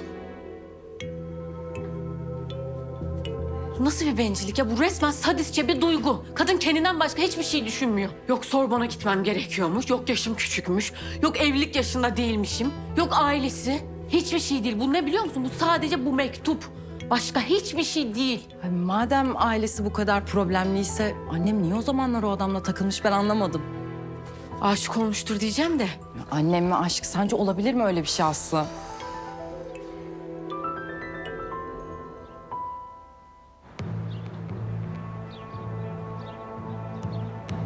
Annem geliyor. Kalk. Annem geliyor. Çabuk. Çabuk.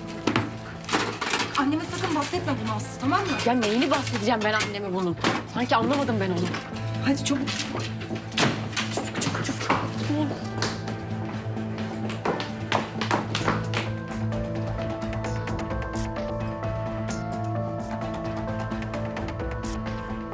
Ne arıyorsunuz benim odamda?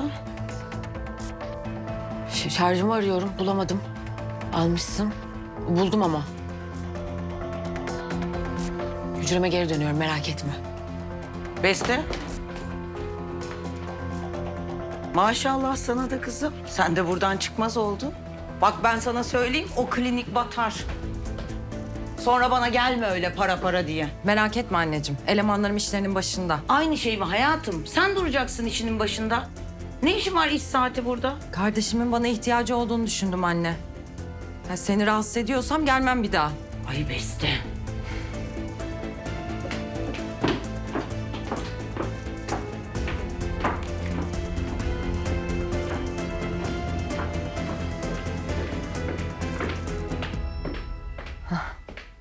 Aslı. Kalbin ne diyorsa onu yap Aslı. Hem bence artık geçmişi falan da kurcalama. Ya önemli olan ikinizin geleceği. Çok mu sevdi acaba Ziya Bey'i? Yani belki reddedildiği için bu kadar katı birisi oldu. Belki de adam çok kötü kalpli, sevgisiz biri olduğu için bahaneler uydurup annemi terk etti. Böyle de olmuş olabilir. Aman neyse boş ver bunları. Bak ben senin yanındayım. Her konuda ne zaman istersen yardım ederim. Sakın kendini yalnız hissetme. Teşekkür ederim. Yani o kadar ihtiyacım var ki birinin bana gerçekten inanmasına. Peki söyle bakalım o halde. Evet. Nereden başlamak isterdin yaşamaya? Her insan kendine göre okur ona ulaşmanın yolunu. Ateşle buluşmadan bedene yürüyemezsin. Tıpkı pervane gibi. Sancı yaşanmadan dünyadan çıkılamaz. Tıpkı Yunus gibi. Tam da bu yüzden kalbimizle kendimiz arasındadır bu yol. İnsan kendi içerisindeki karanlıkla yüzleşmeyi göze alamazsa kendi bütünlüğüne eremez. Doğru. Selamünaleyküm. Aleykümselam. Mehmet hoş geldin oğlum. Hoş bulduk baba. Nasılsınız üstadım? Çok şükür. Sen? Bizler de iyiyiz. Yoktun uzun zamandır. Dünya işlerine fazla daldık galiba. Üstadım müsaadeniz varsa babamı biraz ödünç alabilir miyim? Tabii ki. Biz yeterince faydalandık deryasında. Estağfurullah. Bunu alayım. Kalıba koyarım. Tamam. Burada bir iğneler batmasın bana. Gerçi sen çuvaldızı kendine, iğneyi başkasına batırırsın. Kahve söylüyorum ikinize. İyi olur, iyi olur üstad. Sade olsun ikisi de. Tamam. Ne oğlum?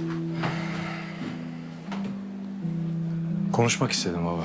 Bir de burası bir başka huzurlu geliyor bana. Burası öyledir, huzurludur. Bitkiler, hayvanlar, yeryüzü. Orada sorun yok. Hepsinde huzur var. Huzursuz olan bir insan. Gittiği yerin huzurunu kaçıran da. Hadi gel. Otur.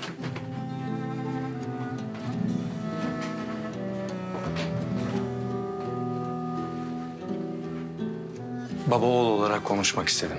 En son ne zaman söyledim bilmiyorum. Sen her zaman tersini öğütlemene rağmen birbirimize sevgimizi söyleme konusunda hala çekingeniz. Ama bil ki seni çok seviyorum baba. Daha da önemlisi sana çok da saygı duyuyorum. Daha da önemlisi, saygı sevgiden daha önemli olamaz oğlum. Der ki, kim ki sevmez, o sevilmez. Ne kadar da doğru bir söz. Aslında tam da konuşmak istediğim buydu baba. Seviyorum ve seviliyorum. Aslı'yı gördüğümde... Evet. Asıl'la ilgili bir konu konuşmayalım lütfen. Baba, lütfen lafımı bitirmeme izin ver. Aslı'yı gördüğümde sadece o anı yaşamak için dünyaya geldiğime değdi diye düşündüm. Baba, ben ilkelerine sahip çıkmayı, sevdiklerini kayırmayı, doğru bildiğin yoldan yürümeyi senden öğrendim. Kalbin rehberliğine güvenmeyen aklın insanı yarı yolda bırakacağını da senden öğrendim. Kalbim Aslı diyor. Ben onsuz eksik kalırım. Bunu istemezsin değil mi?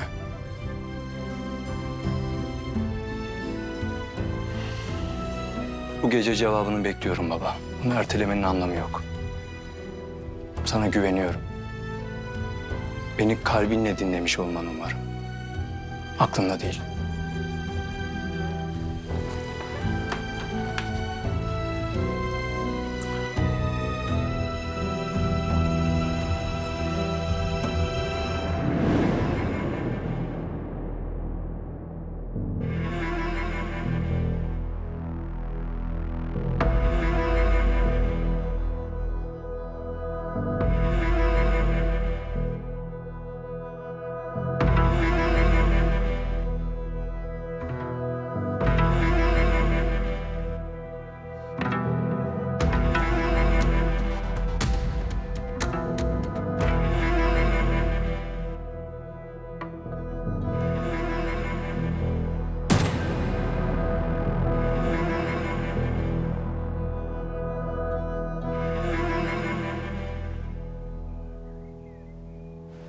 Ah benim kızım.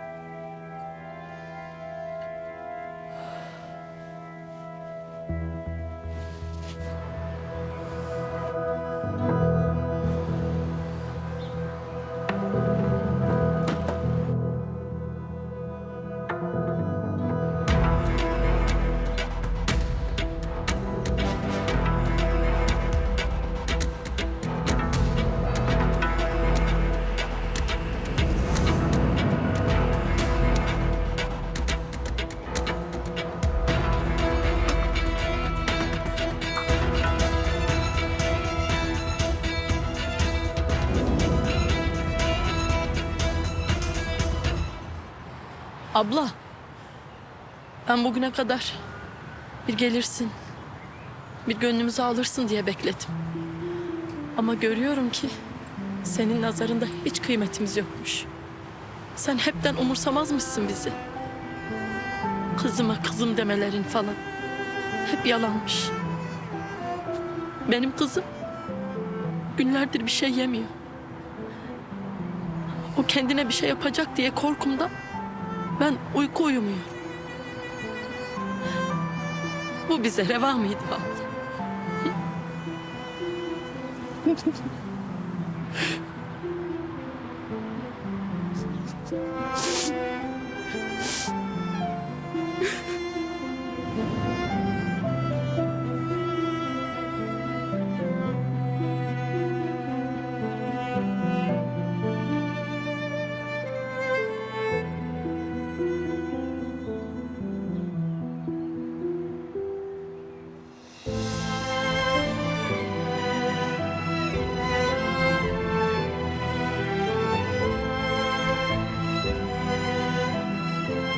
Abla.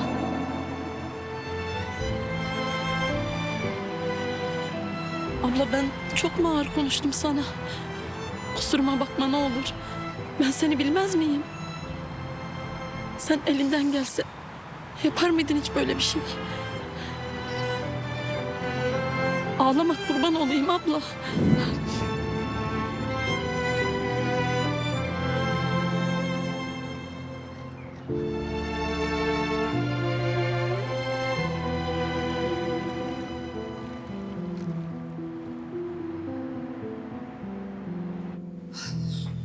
Ya koskoca kadın. Sen bir ağla bir ağla. İçim cız etti vallahi. Çok pişman tabii de. İş işten geçti. Ya Nevzat, ben ne diyorum biliyor musun?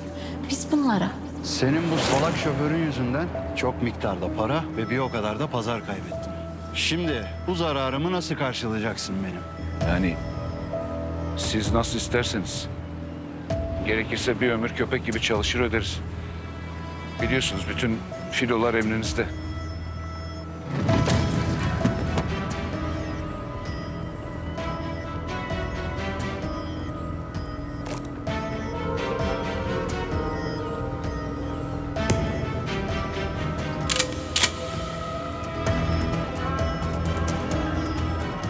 Ragıp Bey, Ragıp Bey lütfen.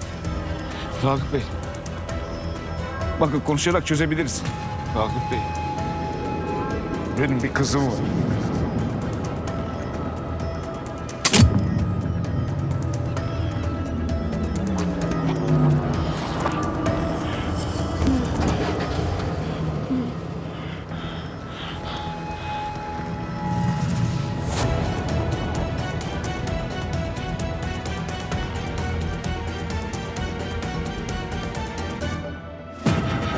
Ya Nevzat, ben ne diyorum duyuyor musun? Ne diyorsun Firdevs? Bak şimdi, bunlar çok pişman ya. Yani bence öyle. Biz pılımızı pırtımızı toplayıp gidiyoruz deyip çekelim resti. Bak nasıl düşecekler peşimize. Onlar yalvaracaklar bize. İlle de Hatice'yi bize verin diye. Anne gitmesek ya. Hiçbir yere gidemeyiz. Ne demek gidemeyiz Nevzat? Ya gidemeyiz işte o kadar. Ne demek o kadar? Allah Allah, var sende bir haller. Söyle biz de öğrenelim. Ya işte bir arkadaş borç aldı. Ben de gittim ona kefil oldum. Sonra o ödeyemedi. O borçlar da benim peşime düştü. Yani bu mesele hallolana kadar Karıl ailesine hiçbir şekilde rest çekemeyiz. Ne demek kefil oldum? Ne kefilliği? Kaç para bu? Ne yapacağım Firdevs? Çıkar param vereceksin. Ya geçici bir şey bu. Çocuğun tarlası varmış. Şimdi o tarlayı satacağız. Bu borcu kapatacağız işte. İşte biz o borcu kapatana kadar kırın dizinizi, oturun oturduğunuz yerde. Ekmek ver. Benim kırılan gururum ne olacak baba? Evet Nevzat. Ne olacak? Ya tamam güzel kızım. Halledeceğim. Hele şu sorunu bir başımdan atayım. Sen babana güven. Merak etme hadi.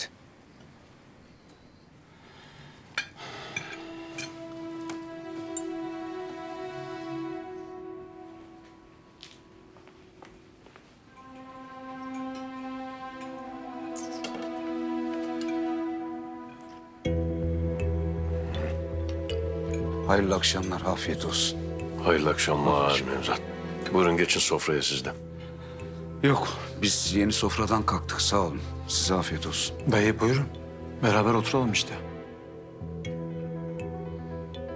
İyi madem oturalım. Biz de çay içmeye inmiştik. Fatoş, kızım çay hazırsa çay getir bize. Tabii Sinan. Hadi.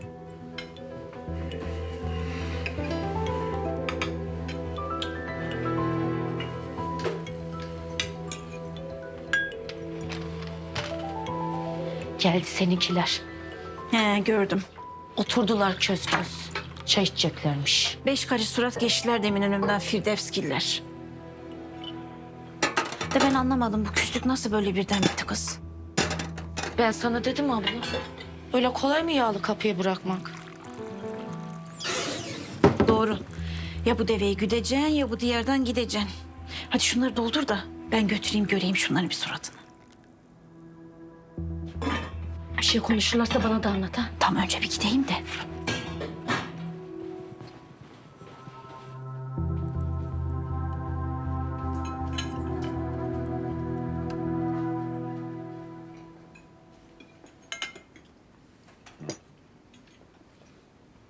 Sağ ol.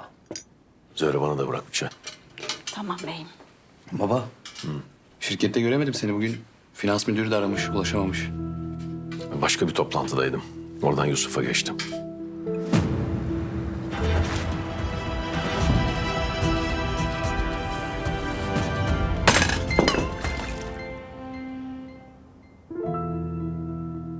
Ben hallederim hanımım.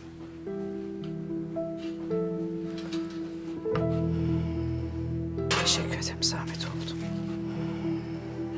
Zöhre bizi yalnız bırak. Tamam beyim.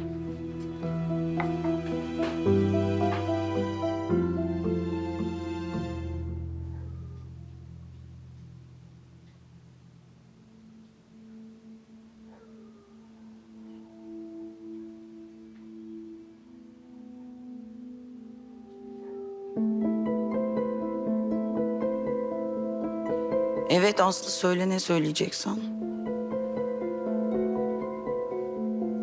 Şeyi merak ettim ben. Sen neyi merak ettin? Babam senin ilk aşkın mıydı? Ne kadar münasebetsiz bir soru. Ne? Sen nereye varmaya çalışıyorsun? Seni tanımaya çalışıyorum. Yani Mehmet'e neden bu kadar karşısın onu anlamaya çalışıyorum. Sonuçta sen de genç yaşta evlenmişsin. Erken yaşta anne olmuşsun. Çok mu aşıktın babama yani? Ölüyor muydun aşkından? Merak ettim. Bak hayatım. Öncelikle ben okulumu bitirdim. Sonra kendime ve aileme denk biriyle evlendim. Kendi sınıfımdan, kendi kültürümden biriyle yola çıktım. Mehmet senin için böyle biri mi? Mehmet'le gideceğin yol belli. Ben gördüm onun ailesini. Sen kaynananla yemek yapıp günlere gidersin ancak. Bir tarafta senin için çizdiğim gelecek, bir tarafta senin bulduğun aile. Ne diyebilirim ki? O yüzden istemiyorsun yani. Ne? Başka ne olabilir? Bilmiyorum, ben de onu merak ediyorum. Aslı saçma sapan konuşma, of.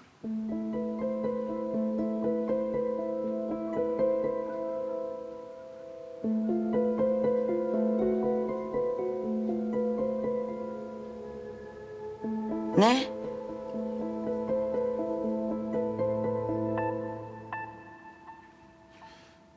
Sonunda hepimiz bir araya gelebildik. Mutfağı işlemeyen, akşam yemeğinde toplanmayan bir ailenin devamlılığına güvenilmez der eskiler. Madem şimdi biz de bir araya geldik, iyi oldu. Yanlış üslup doğru sözcüklerin katilidir. Bunu neden dedim?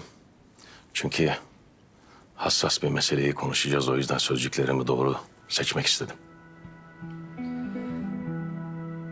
Biliyorsunuz ki çok yakın zamanda çok tatsız bir olay yaşadık. Mehmet bir karar aldı. Ben bu aldığı kararın hiçbir zaman yanında olmadım, onu desteklemedim. Her tercih bir vazgeçiştir oğlum. Ama her vazgeçiş de bir tercihtir. Mehmet Hatice ile evlenmeyerek bir tercih yapmak zorunda kalacak.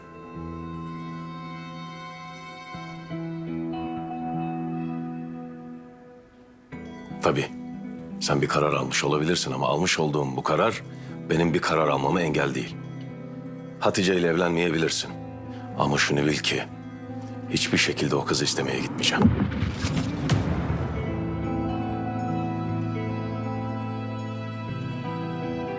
Ailenin kararlarına karşı çıkabilirsin. Dilediğin kararları uygulayabilirsin. Ama bunu unutma Mehmet. Asla bir daha bu çatının altına giremezsin.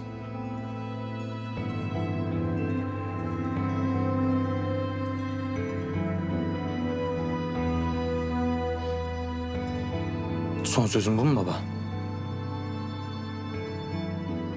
Son sözüm bu.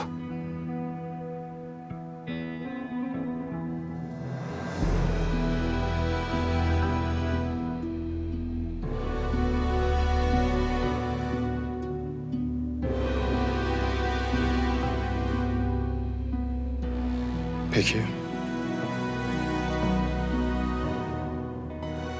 Sözün bittiği yere geldik demektir.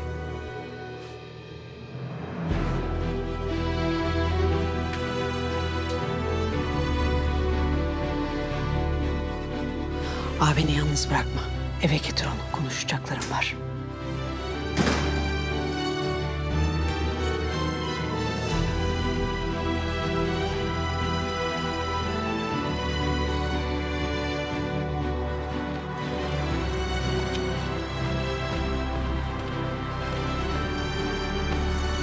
Abi! Abi nereye gidiyorsun? Beni bekle ya. İyi ben de geliyorum o zaman. Vallahi ne yalan söyleyeyim. Siz hiçbirimizle konuşmayınca biz kendimizi böyle sahipsiz, köksüz hissettik. Ama görüyorum ki Hatice'me yapılan sizin de pek içinize sinmemiş. Tabii gönül isterdi ki böyle şeyler yaşanmasın. Ama Mehmet de er geç doğru yolu bulacaktır. Neyse biz müsaade isteyelim. Sizin derdiniz size yeter. Afiyet olsun, hayırlı geceler.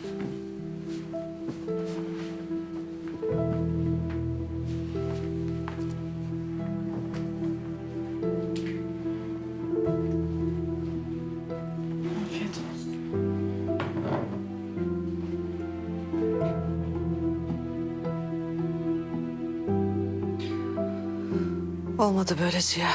Bunu sen istedin. Mehmet'in kolundan tutup onu zorla nikah masasına oturtacak halim yok. Benim demek istediğim bu değildi. Ne demek istedin? Bu çocuğun babası sensen, annesi de benim. Bana sormadan, fikrimi dahi almadan benim çocuğumu benim evimden kovamazsın. Benim kararım bu. Öyle mi? Sen mi verdin o kararı? Ne demek istiyorsun? Afiyet olsun.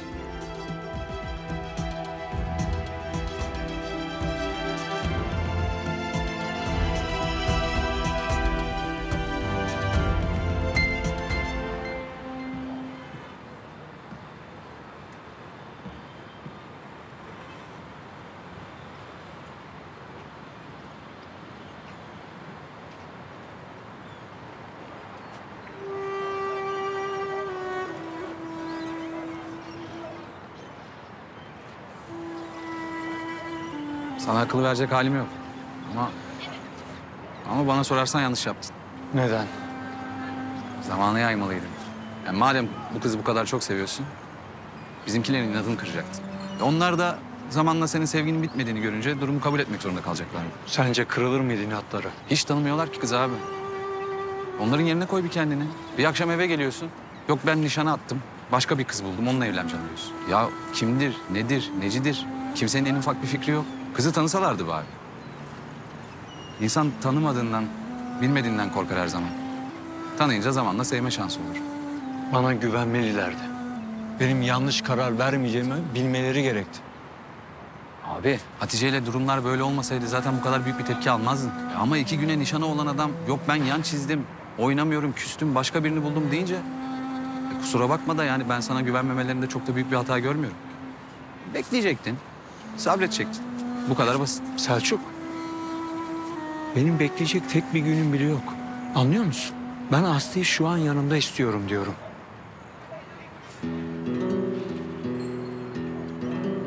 Ailen pahasına mı abi?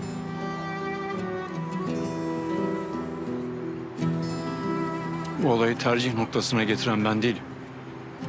Biliyorsun. Babam. Peki kız bu duruma ne diyecek? Yani ikinizden başka kimsenin rızası yokken bu birlikteliğe nasıl olacak bu iş?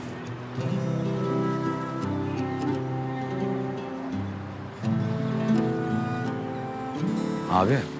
Selçuk. Bir git. Abi içer misin diyecektim ya.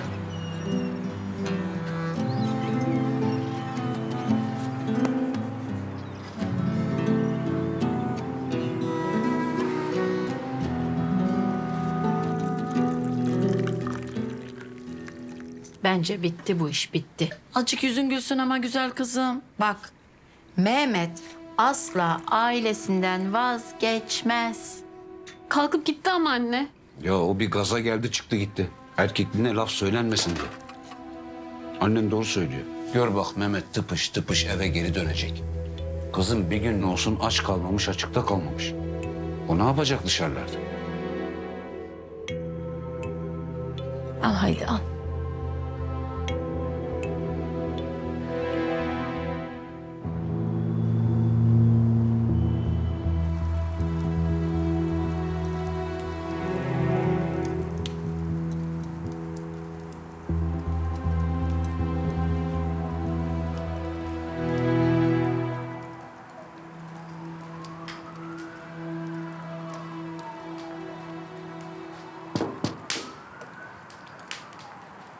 Müsait misin oğlum?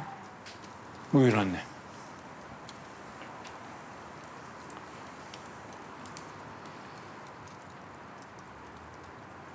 Babam etraflıca her şeyi konuştu zaten.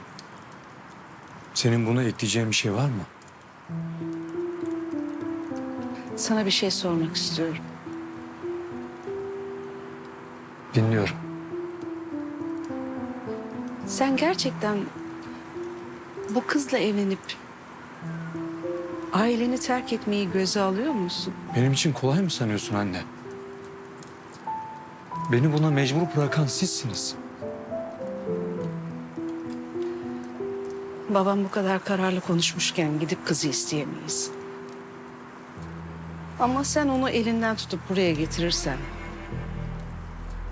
gelinim olarak bağrıma basarım. Babam onu bu eve sokmaz. Çok yanılıyorsun. Ben babanı ikna ederim. Yeter ki kız ailesini arkasında bırakmaya ikna olsun. Kolay değil tabii. Böyle istenmeye falan gidilmeyecek. Bakarsın annesini çiğneyemez.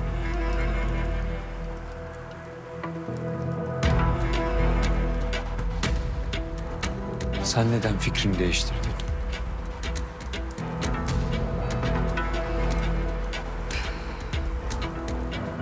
Seni kaybetmek istemiyorum. Sözümüzün senin üstünde bir hükmün olmadığını gördüm.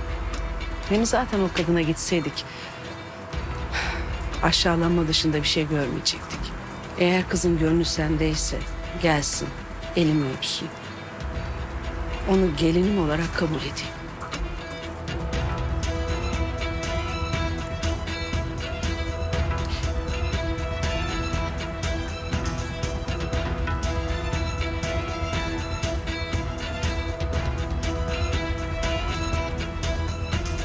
Sağ ol anneciğim.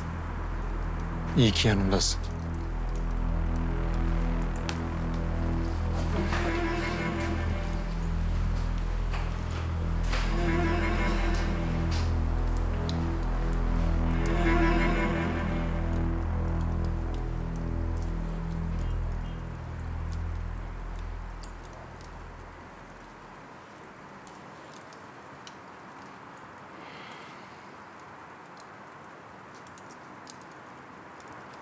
Aslı, konuşmamız gereken şeyler var.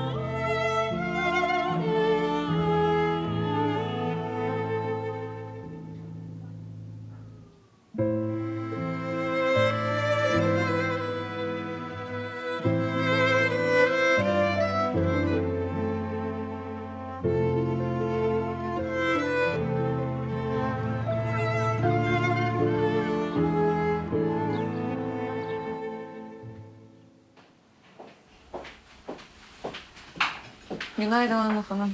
Günaydın.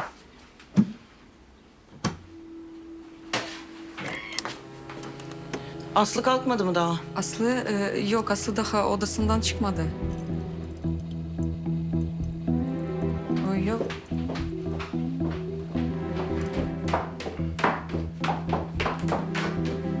Aslı!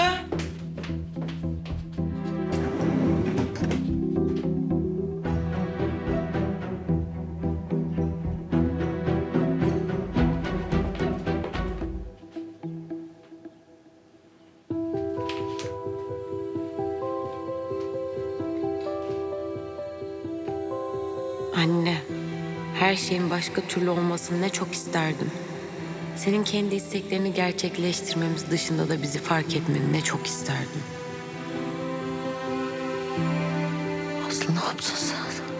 Seni mutlu etmeye çalışmaktan, senin doğrularına ayak uydurmaya çalışmaktan, senin için didinip senin bana uygun gördüğün hayatı yaşamaya çalışmaktan yorgunum.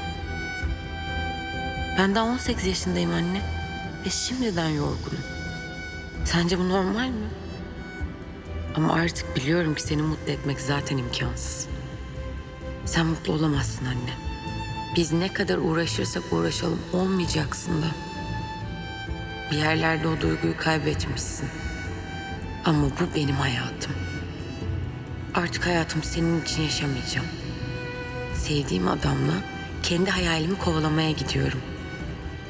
Sıcak bir eve ve huzura ihtiyacım var. Tetikte yaşamaktan, senin cehenneminin bir parçası olmaktan bıktım. Beni anlamayacağını biliyorum. Ama gerçekten artık umurumda değil hiçbir şey. Sadece aşkımı yaşamak, soluk almak, deli gibi mutlu olmak istiyorum. Sen buna asla izin vermeyecektin.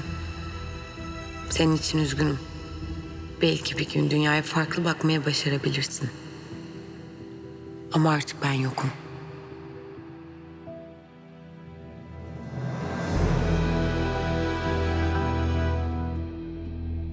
Ben çok mutlu ve huzurlu olacağım. Kimsenin beni küçük görmeyeceği, çok seveceği ve bağrına basacağı bir yerdeyim. Aslı.